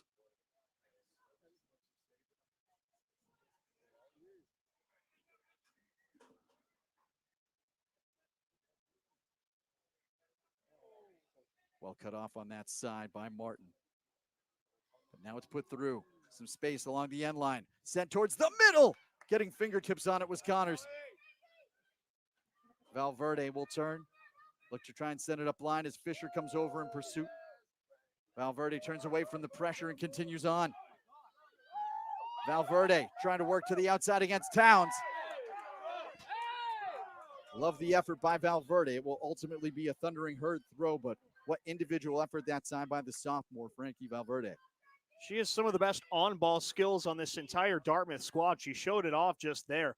Wanted to pull off a solo run along the near touchline, but Madison Towns was in perfect position to cut her off at midfield. Valverde turns away yet again, drawing oohs and ahs from the crowd. Rederer to the outside, has Curtin inside the 18. Curtin, a dance to the outside, looking to try to center, and it will be a corner. Big Green earned their second corner kick of the afternoon, and now it's Dartmouth starting to counter back the other way, putting the pressure back on the Marshall cage. They absorbed that first wave of Marshall attacks through the first 15 minutes of the second half, and now they're starting to turn the tides a bit. It'll be Rederer in swinging with the left boot, looking for the head of Granholm towards the net. It leaks through, but well read by Wolgemuth.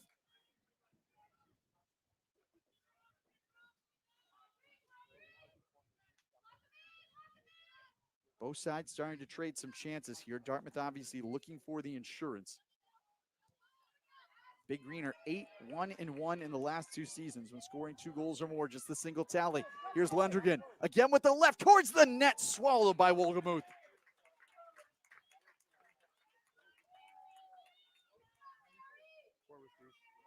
Lundgren continuing some great runs on the outside. She's starting to get more involved from that left wing position. But that's an excellent recovery, not just from Wolgemuth, but the entire Marshall defense kept her wide, and that angle made it very comfortable for Wolgemuth to handle that just without allowing a rebound. Lundgren had a single tally last year, came against the Warriors of Merrimack, ended up being the game-winning goal a season ago down in North Andover. The Warriors will make a return trip up here to Hanover on Sunday afternoon. That's a 2 p.m. scheduled start time. You can catch the entire game right here with Ryan and myself on ESPN+. Drop back. Danger zone right now as Faulkner just has to send it to the outside. That'll yield the throw. Substitutes coming in on both sides right now. Brooklyn McComas is coming in for the first time here for the Thundering Herd this afternoon. Dasha Hazy will check into the game, along with Danielle Burke. Towns will get her first breather of the afternoon. Valverde will go over. Looks like along with Granholm. Try and catch their breath for the Big Green. Thundering Herd on the throw. Comes back quickly here to McComas, newly checked into the game. McComas got the start against Moorhead State the first year of Monroe, Ohio. Throw coming back here to the Big Green. Here's Lundgren. Burke just checked back into the game. Hazy trying to post up. Play on, the officials say, after some contact. Thundering Herd were again looking for a call, but none coming. Ekstrom will turn. Leaves it back up. Travassos to the outside. McComas to the top of the 18. Faulkner in layering that time with Lundgren. Lundgren taken down hard to the turf. Foul whistle down here against the Thundering Herd. Ebony Leckie, the guilty party.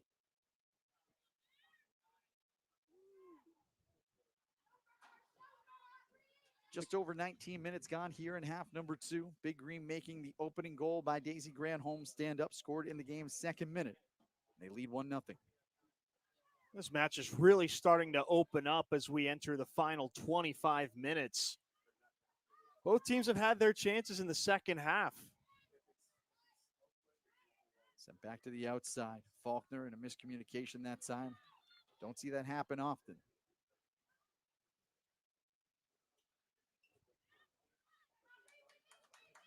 McComas on the throw. Comes into Leckie. She scored the lone goal for this team in their 1-1 tie against Moorhead State. Unintentional handball that time on Rourke will be whistled down. And a free kick to come. Thundering Herd have had some of their best opportunities off of free kicks. None better than the one at the end of half number 1 that only came off the board because time had expired. Mish to loft it in midway through the 18. Ahead, it leaks through. Looked like it hit off of Fisher, but it goes wide, and a goal kick here for the Big Green. More substitutes coming in for the Thundering Herd.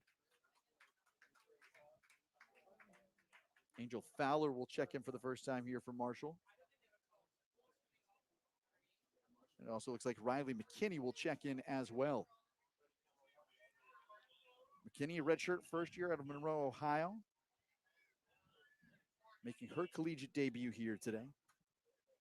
Fowler Jr. got the start against Moorhead State. Another transfer for this Thundering Herd team coming in from Monroe College. 23 games played in 2 years. Burke in a battle right now with McKinney. Burke turning back towards the middle. Picked off, though, by Fisher. McComas. Leaves it back here for Ekstrom. Long chip coming ahead, that time off the boot of Fowler. Connors comes out beyond the 18 to help clear it. Retterer Fancy footwork to win some space. Now Sutton will send it wide for Curtin.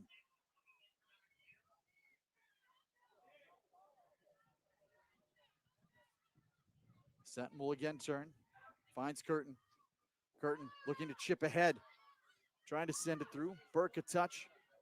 Knocked wide by Fowler. Rederer applying some pressure. Thundering Herd have to play it back, and now it will come wide.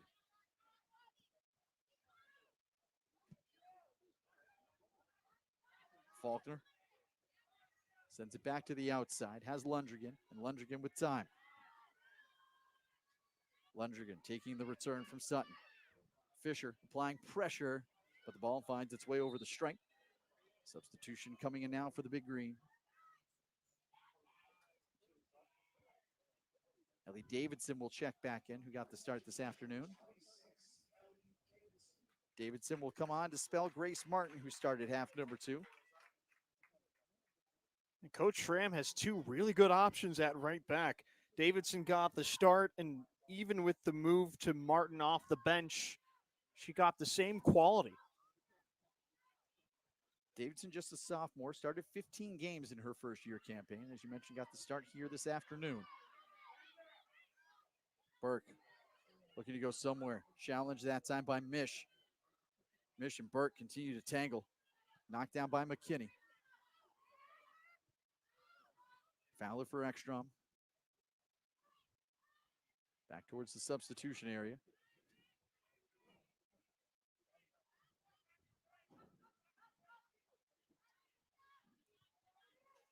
Fowler again for Ekstrom.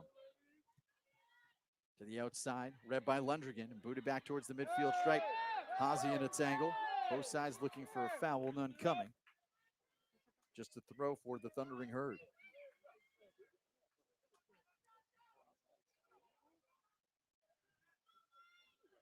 Dartmouth looking to hold serve here at home. They've got the 1-0 lead. Just over 21 minutes remaining here in half number 2. 4-1-3 at Burnham Field last year. They're 15-6-4 over the last 2 seasons. Go back 3 seasons, they're 21-7-5. Lundgren, a great job again to dispossess. Love the versatility that Lundgren has shown here today as well. We've seen her join the attack, a couple of strong left-footed strikes, but also very stout on the back end. Sutton challenged. Compston knocks it out, but a throw to come here for the Big Green. Feels like Lundgren has taken on a lot more of the attacking responsibility down the left wing, and she's been good about creating chances, whether it's with her passing or her shooting. She's been very good for Dartmouth today. Hazy able to win a corner. Third corner for Dartmouth, second coming here in the second half. Chance here for the Big Green maybe to try and add some insurance. It'll be Rederer going to the corner, looking to loft this one back in.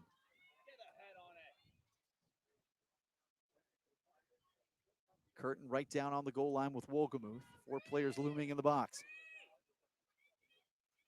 Rederer stares in the sun, in bend with a right foot towards the net, and it curls just on top of the bar and tickles the strings. Nearly in cleanly from the corner that time. Wolgemuth had to be on high alert at her near post, but she comfortably sees it over the bar, and crisis averted for Marshall.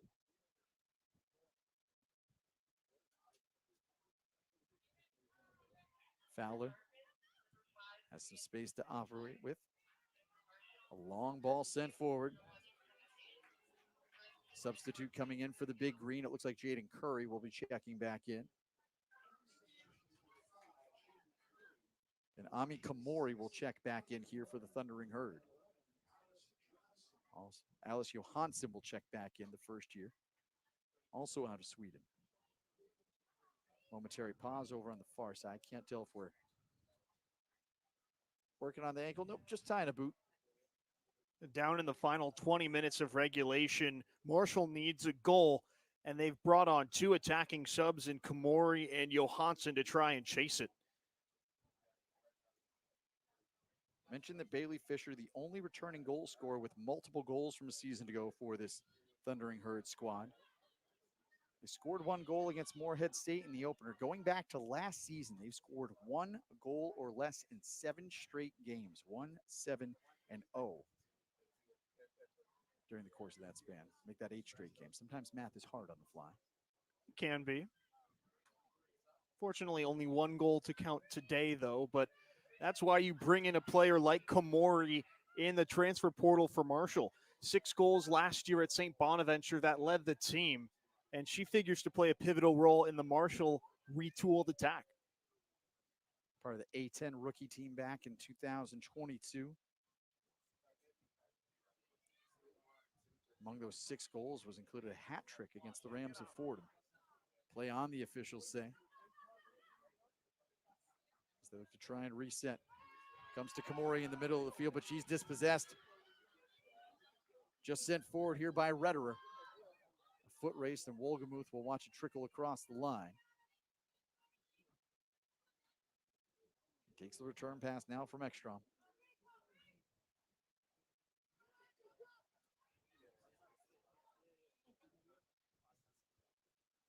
Fowler for Komori, leaving it back now for Fowler.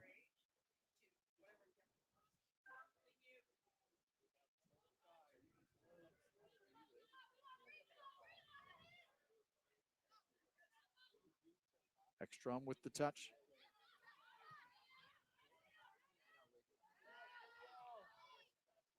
Active feet here by Burke to help turn it away. Retterer will turn, drops it back for Williams. Looking for Curry. The touch eventually comes down to her, knocked off of her boots, but deflected back. Ball finds its way to Sutton. Retterer with pressure coming from behind, feels it. Continue to work towards the midfield line. Retterer being patient with it. No need to rush the issue. Left back by Davidson to Williams. More subs readying at midfield for both sides. It looks like Towns is getting ready to come back in now for the Thundering Herd. 2 subs await for the Big Green of Dartmouth. We'll tell you who they are, but they've got their jersey numbers covered at the moment. Lundgren. Let's see what she can do with some space. Challenge across the midfield stripe. Continues to fight, and she'll earn a touch, and she'll earn a throw.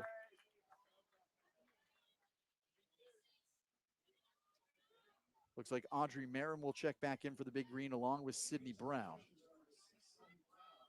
Madison Towns will check back in for the Thundering Herd. It also looks like Luisa Travasos will check in as well. Surprised to see Ebony Leckie come off here. She's the only Marshall player with a goal this season, and when they really need one, they're taking her off. There's Lundgren, again, leaving it back for Sutton. Can't say enough good things about the job that Lundgren has done today. We've seen her play back in a defensive position. Now she's come more forward to try and join the attack as Faulkner is looking for some space. Touch to the midfield. Finds its way back to Sutton. Williams now facing pressure, has to drop and leave it back as Johansson was applying pressure. Davidson backs up to receive the pass. Now sends it up the line, trying to thread it through. It's touched and free there for a moment. As Sutton plays it back across to Faulkner. Faulkner up the line, it will come for Lundgren. Glancing ahead, surveying options. Lundgren continues to carry towards the middle of the pitch. Lundgren weaving her way in. Lundgren, a strike! The ball is loose for a moment, but gathered in by the keeper. It's another brilliant solo run from Lundgren. She's just missing that final bit on the shot to beat Wolgemuth. Took on a handful of Marshall defenders, just found herself at an odd angle to really challenge Wolgemuth, though. And so much of what we've seen from her this afternoon has been that carry to the outside. You could see the defense almost kind of shading her that way. She read that lane so well, it seemed, and carrying in towards the net. What I'd love to see is a lot of other runners to give Lundgren options to cross. Compston with a good challenge, sent wide. Davidson in a battle, but we've got a foul whistled at the back end. It was advantage play on for a moment, but now a free kick coming for the Thundering Herd as we're inside the final third of play here in the second half. Dartmouth with the 1-0 advantage. Daisy Granholm booting through in the game's second minute to give Dartmouth a 1-0 lead. Allie Connors getting the start in net today has made 6 saves to help keep the sheet clean, but Marshall pushing nearly everyone ahead. Bending kick inside the 18, a touch loose inside the 6, and Connors jumps on top.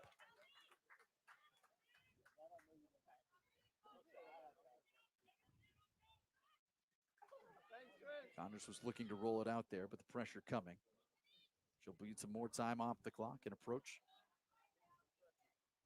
Looking for another strong punt. She's cleared midfield seemingly in every boot today. As Marin gets ahead, now it's loose, and now it's a foot race. Wolgemuth coming out to challenge.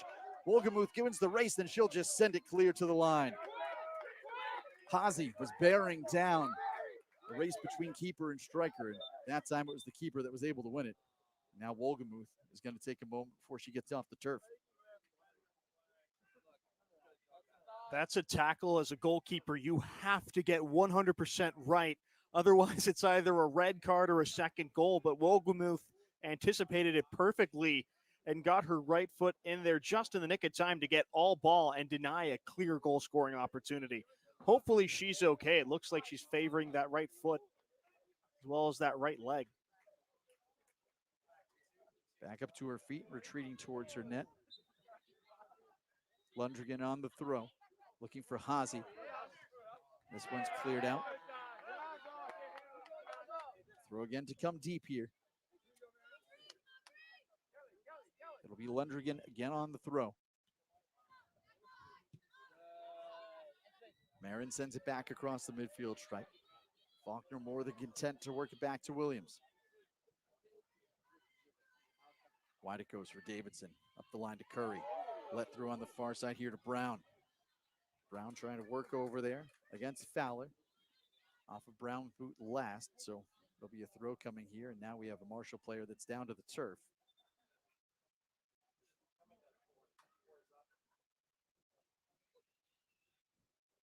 Trainer will come out to take a look. Mentioned it's a pleasant afternoon here in the Upper Valley, but it is a little humid.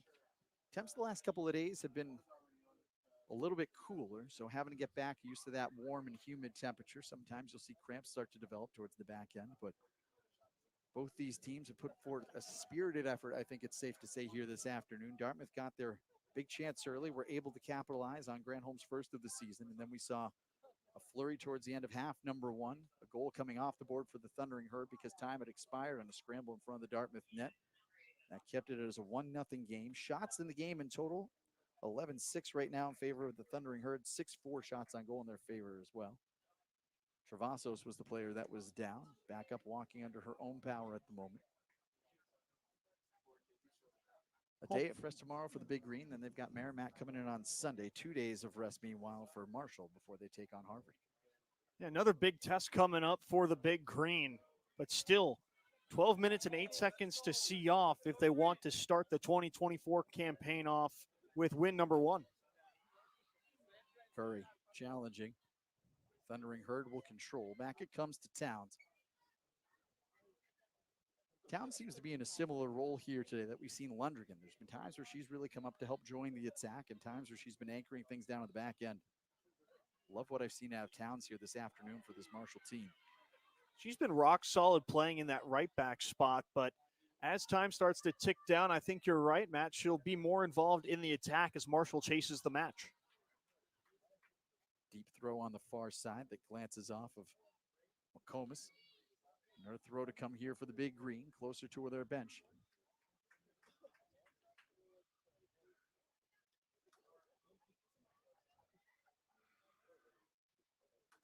Big Green were very strong in the non-conference last year. They were strong within conference as well, as we mentioned, a trio of ties for them a season ago. Or 2 ties, I should say, a season ago, to go along with 2 wins. Booming header coming forward. Now it's Hazy looking for options. Hazy looking to carry towards the corner. Well played on the boot out that time, though, by Katie Porter. Curry will take her time and working the throw in. Brown to Hazy, back to Brown. It comes along the end line, lofting towards the 6. Touched, and it's just wide. Goal kick to come, but something seemingly coming out of nothing as Audrey Marin streaked across the top of the sixth and pushed it just wide of the post. I think that ball just came on her a little quicker than she would have liked, and she could only get a thigh to it. Davidson knocks it down almost inadvertently that time. Just chips it back upfield, and ball finds its way across the sideline. Another throw to come here for the Thundering Herd. Marshall starting to play with a little bit more pace on the back end, as Towns will have to chip it back to Wolgemuth. Strong boot to midfield to no one in particular. Redder takes the feed from Sutton, heads it forward. Now it's boomed ahead here by Fowler. It's sent right back in. Fowler will touch back to her keeper. Now Fowler will take the return. Stretches ahead, read by Davidson. Dartmouth content just to boom it forward. Keep the ball anywhere from but their own end. Now Curry turning on the speed. Touch comes back to Wolgemuth. As we're inside, nearly 9.5 minutes to go here in half number 2. Big Green scored early in this one, and they've made it hold up. Towns, good hustle to keep that from crossing the line.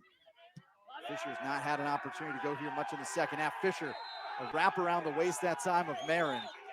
And now a card to come. Marin did well to get the inside position, and Fisher with the hook draws the second yellow for the Thundering Herd this afternoon. Just a frustration foul from Fisher there. Marshall has just been a little behind the ball today trying to get that equalizer. Nothing's materialized for them, and you're starting to see that frustration build up, and the crowd was having a lot of fun with Fisher after that yellow card. That will set up Faulkner here on the free kick. You get a look at it there. The hook around Marin's waist. Faulkner, a high loft, finds its way midway through the 18. Coming back out up top. A chip towards net, but wide. Rederer just couldn't get it settled. Substitutions coming in right now for the Big Green. Rorick will check back in here along with Daisy Granholm. Dasha Hazy will get spelled along with Sydney Brown.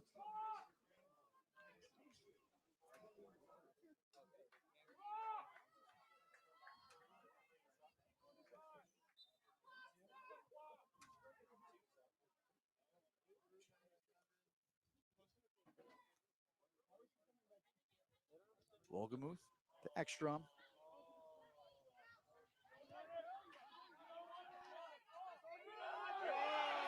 Another takeaway. This is Marin working to the outside. Leaving for Rederer. Back it comes to Marin. Feeding down low. Granholm, the goal scorer, carrying to the corner.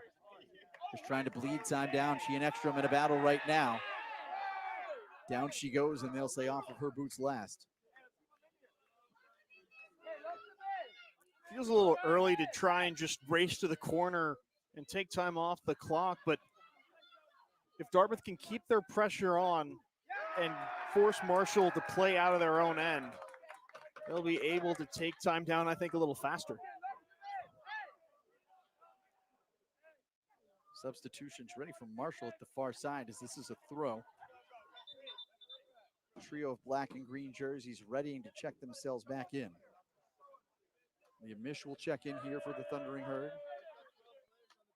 as will Katie Porter. Looks like Compston wants to check in, but isn't sure who she's going in for. This is costly for Marshall. The clock doesn't stop when the losing team subs in the final 15 minutes. You have to figure this out in order to save time. McKinney will be the one coming off, but as you astutely pointed out, there's been about 30 seconds of game time that has gone off since the substitution horn sounded.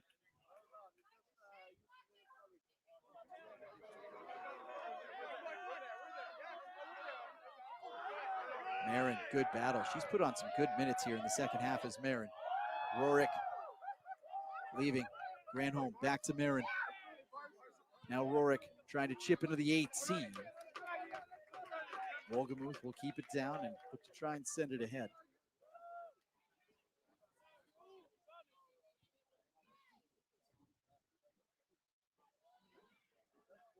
Ball loose.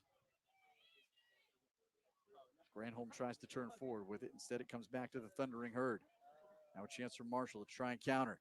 Up top it comes.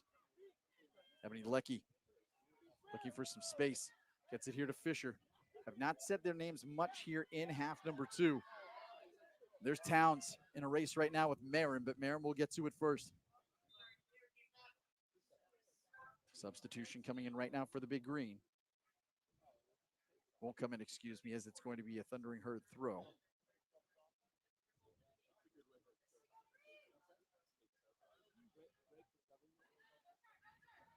Leckie will turn. Looking for Compston. Let's angle up inside the 18. Bodies go down, but on we continue to go. Granholm knocked down by Ekstrom.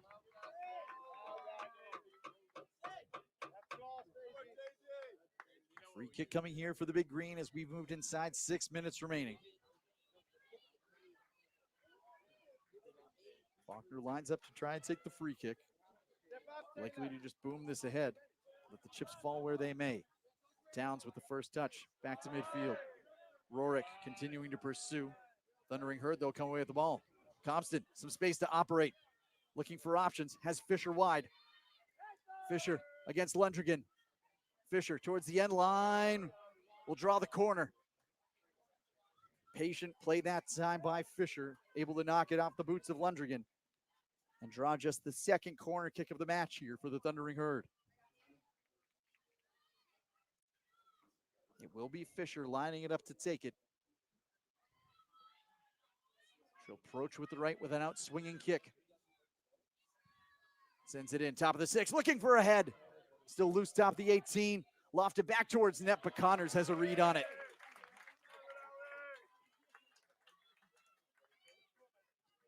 In the final 5 minutes of a match, that has to be a better ball.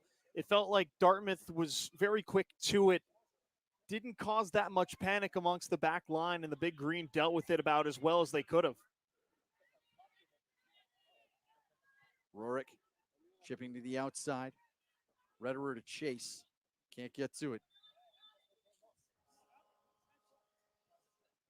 Freeze here as a sub will come in. Grace Martin will check back in here for the Big Green of Dartmouth. Jaden Curry checking out. Ekstrom across midfield. Dartmouth really packing it down on the back end now as Marshall looking to push ahead. Edge of the 18. Compston goes down looking for a flag, but none coming. And the offside flag, I believe, is waved up.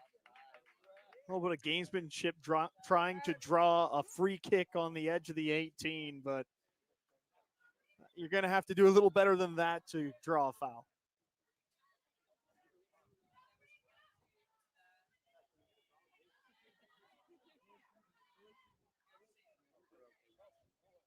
Ekstrom leaving it here for Fowler. Ball finding its way. Travasos forward. Compston back wide. Chavez just looking for options. Pursued. Forces Ekstrom's hand. Does the pressure coming from Mayer. Now it's lofted back ahead. Granholm to it. Just sends it ahead. Ekstrom has the angle. Is able to cut her off. Late tackle coming in. The card is going to come out this time for Granholm. It's an unnecessary foul from Granholm there. Just too heavy of a touch. Pursued just a little too hard to win it back, and that allows the clock to stop. First yellow of the afternoon issued to the Big Green. It comes here with just over 3 minutes to go. 3 yellows in total between these two teams today. First ever meeting between Dartmouth and Marshall. First ever Ivy opponent that the Thundering Herd have ever taken on. Push time now for the Thundering Herd. Fowler looking to send it long. A race on the far side. Porter looking for an angle. Porter to the end line. And it will be a goal kick. Porter trying to argue her case, but to no avail. Eric Schreiber, the referee, hearing none of it.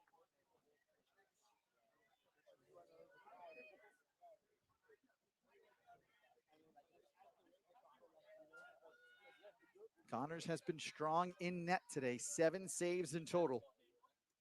Looking to try and keep the sheet clean here over the final 2+ minutes. A long loft towards midfield. Fisher first to it. Finds its way back to Towns, who's played an outstanding game here today. She works it through to Fisher. Dances on top of it. Rederer up for the challenge. A loft to the back edge of the 6. Headed to the 18. Then cleared away by Sutton. Well played. Rorick in a challenge over on the far side against Chavez. Rorick just sends it up the line. Clock will stop here because Towns is slow getting up back behind the play. Not something you want to see if you're the Thundering Herd. Junior missing a lot of time last year due to injury, just down for the moment. They're calling for the trainer to come out and take a look.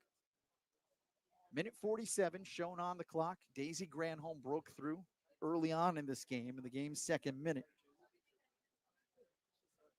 Game that was just 1 minute and 43 seconds old when she was able to find the way through the back of the net. Her first of the season, posting Dartmouth to this 1-0 lead. And that's how the score has stayed ever since. 7 saves and goal for Allie Connors, seeing her first action since the 2021 season. 3rd ever collegiate start for her. She's been fantastic in net so far. What a return between the sticks for her. Her first start in 3 years. I think Coach Schramm's going to have a good problem on her hands when Merrimack comes to town in just 2 days between her and Emily Hardy about who gets the call. This is the 2024 season opener for the Big Green. Ryan and myself will be back here from Burnham Field on Sunday afternoon for that 2 p.m. start against the Warriors of Merrimack College, formerly of the Northeast Conference, now of the MAC. That's the Metro Atlantic Athletic Conference, not the MAC, the Mid-American Conference. You have to stretch out the A, I believe, is the way to get that through. But the Warriors moving to a new conference this year. 2 teams, though, they're moderately familiar with one another since Merrimack's made the transition up to Division I. You see Towns jogging up there, getting a nice hand from the crowd. More than deserved this afternoon. The junior has been outstanding. Fernanda Dantas will check back in for her in the final minute 47.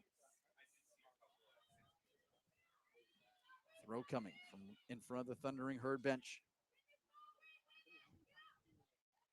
Nearly everyone pushed forward right now for the Thundering Herd. Ball loose in the 18. Compston, a chance maybe to strike, but cleared by Marin. And a corner kick to come. That's the forward Marin getting back. With less than 90 seconds to go, it's all hands on deck for Dartmouth defending this 1-0 lead. Mish to take the corner.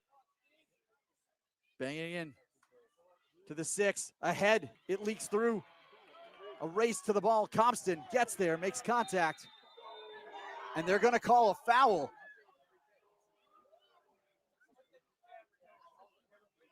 And it's going to be a free kick coming here for the Thundering Herd. Wow. I'm surprised at that call. It looked like incidental contact that time. Marshall's going to plead their case. Head coach Rafa Simoes will get a yellow card saying it should have been inside the box. That's a penalty in his opinion. It is right at the edge. We saw the Thundering Herd narrowly lose a goal at the end of half number 1 because time went off the clock before the ball crossed the line. 68 ticks to go here in Hanover. Leah Mish has it lined up right at the edge of the 18. Big Green will build a 4-woman wall. Mish will strike, looking, back post, a header that's high.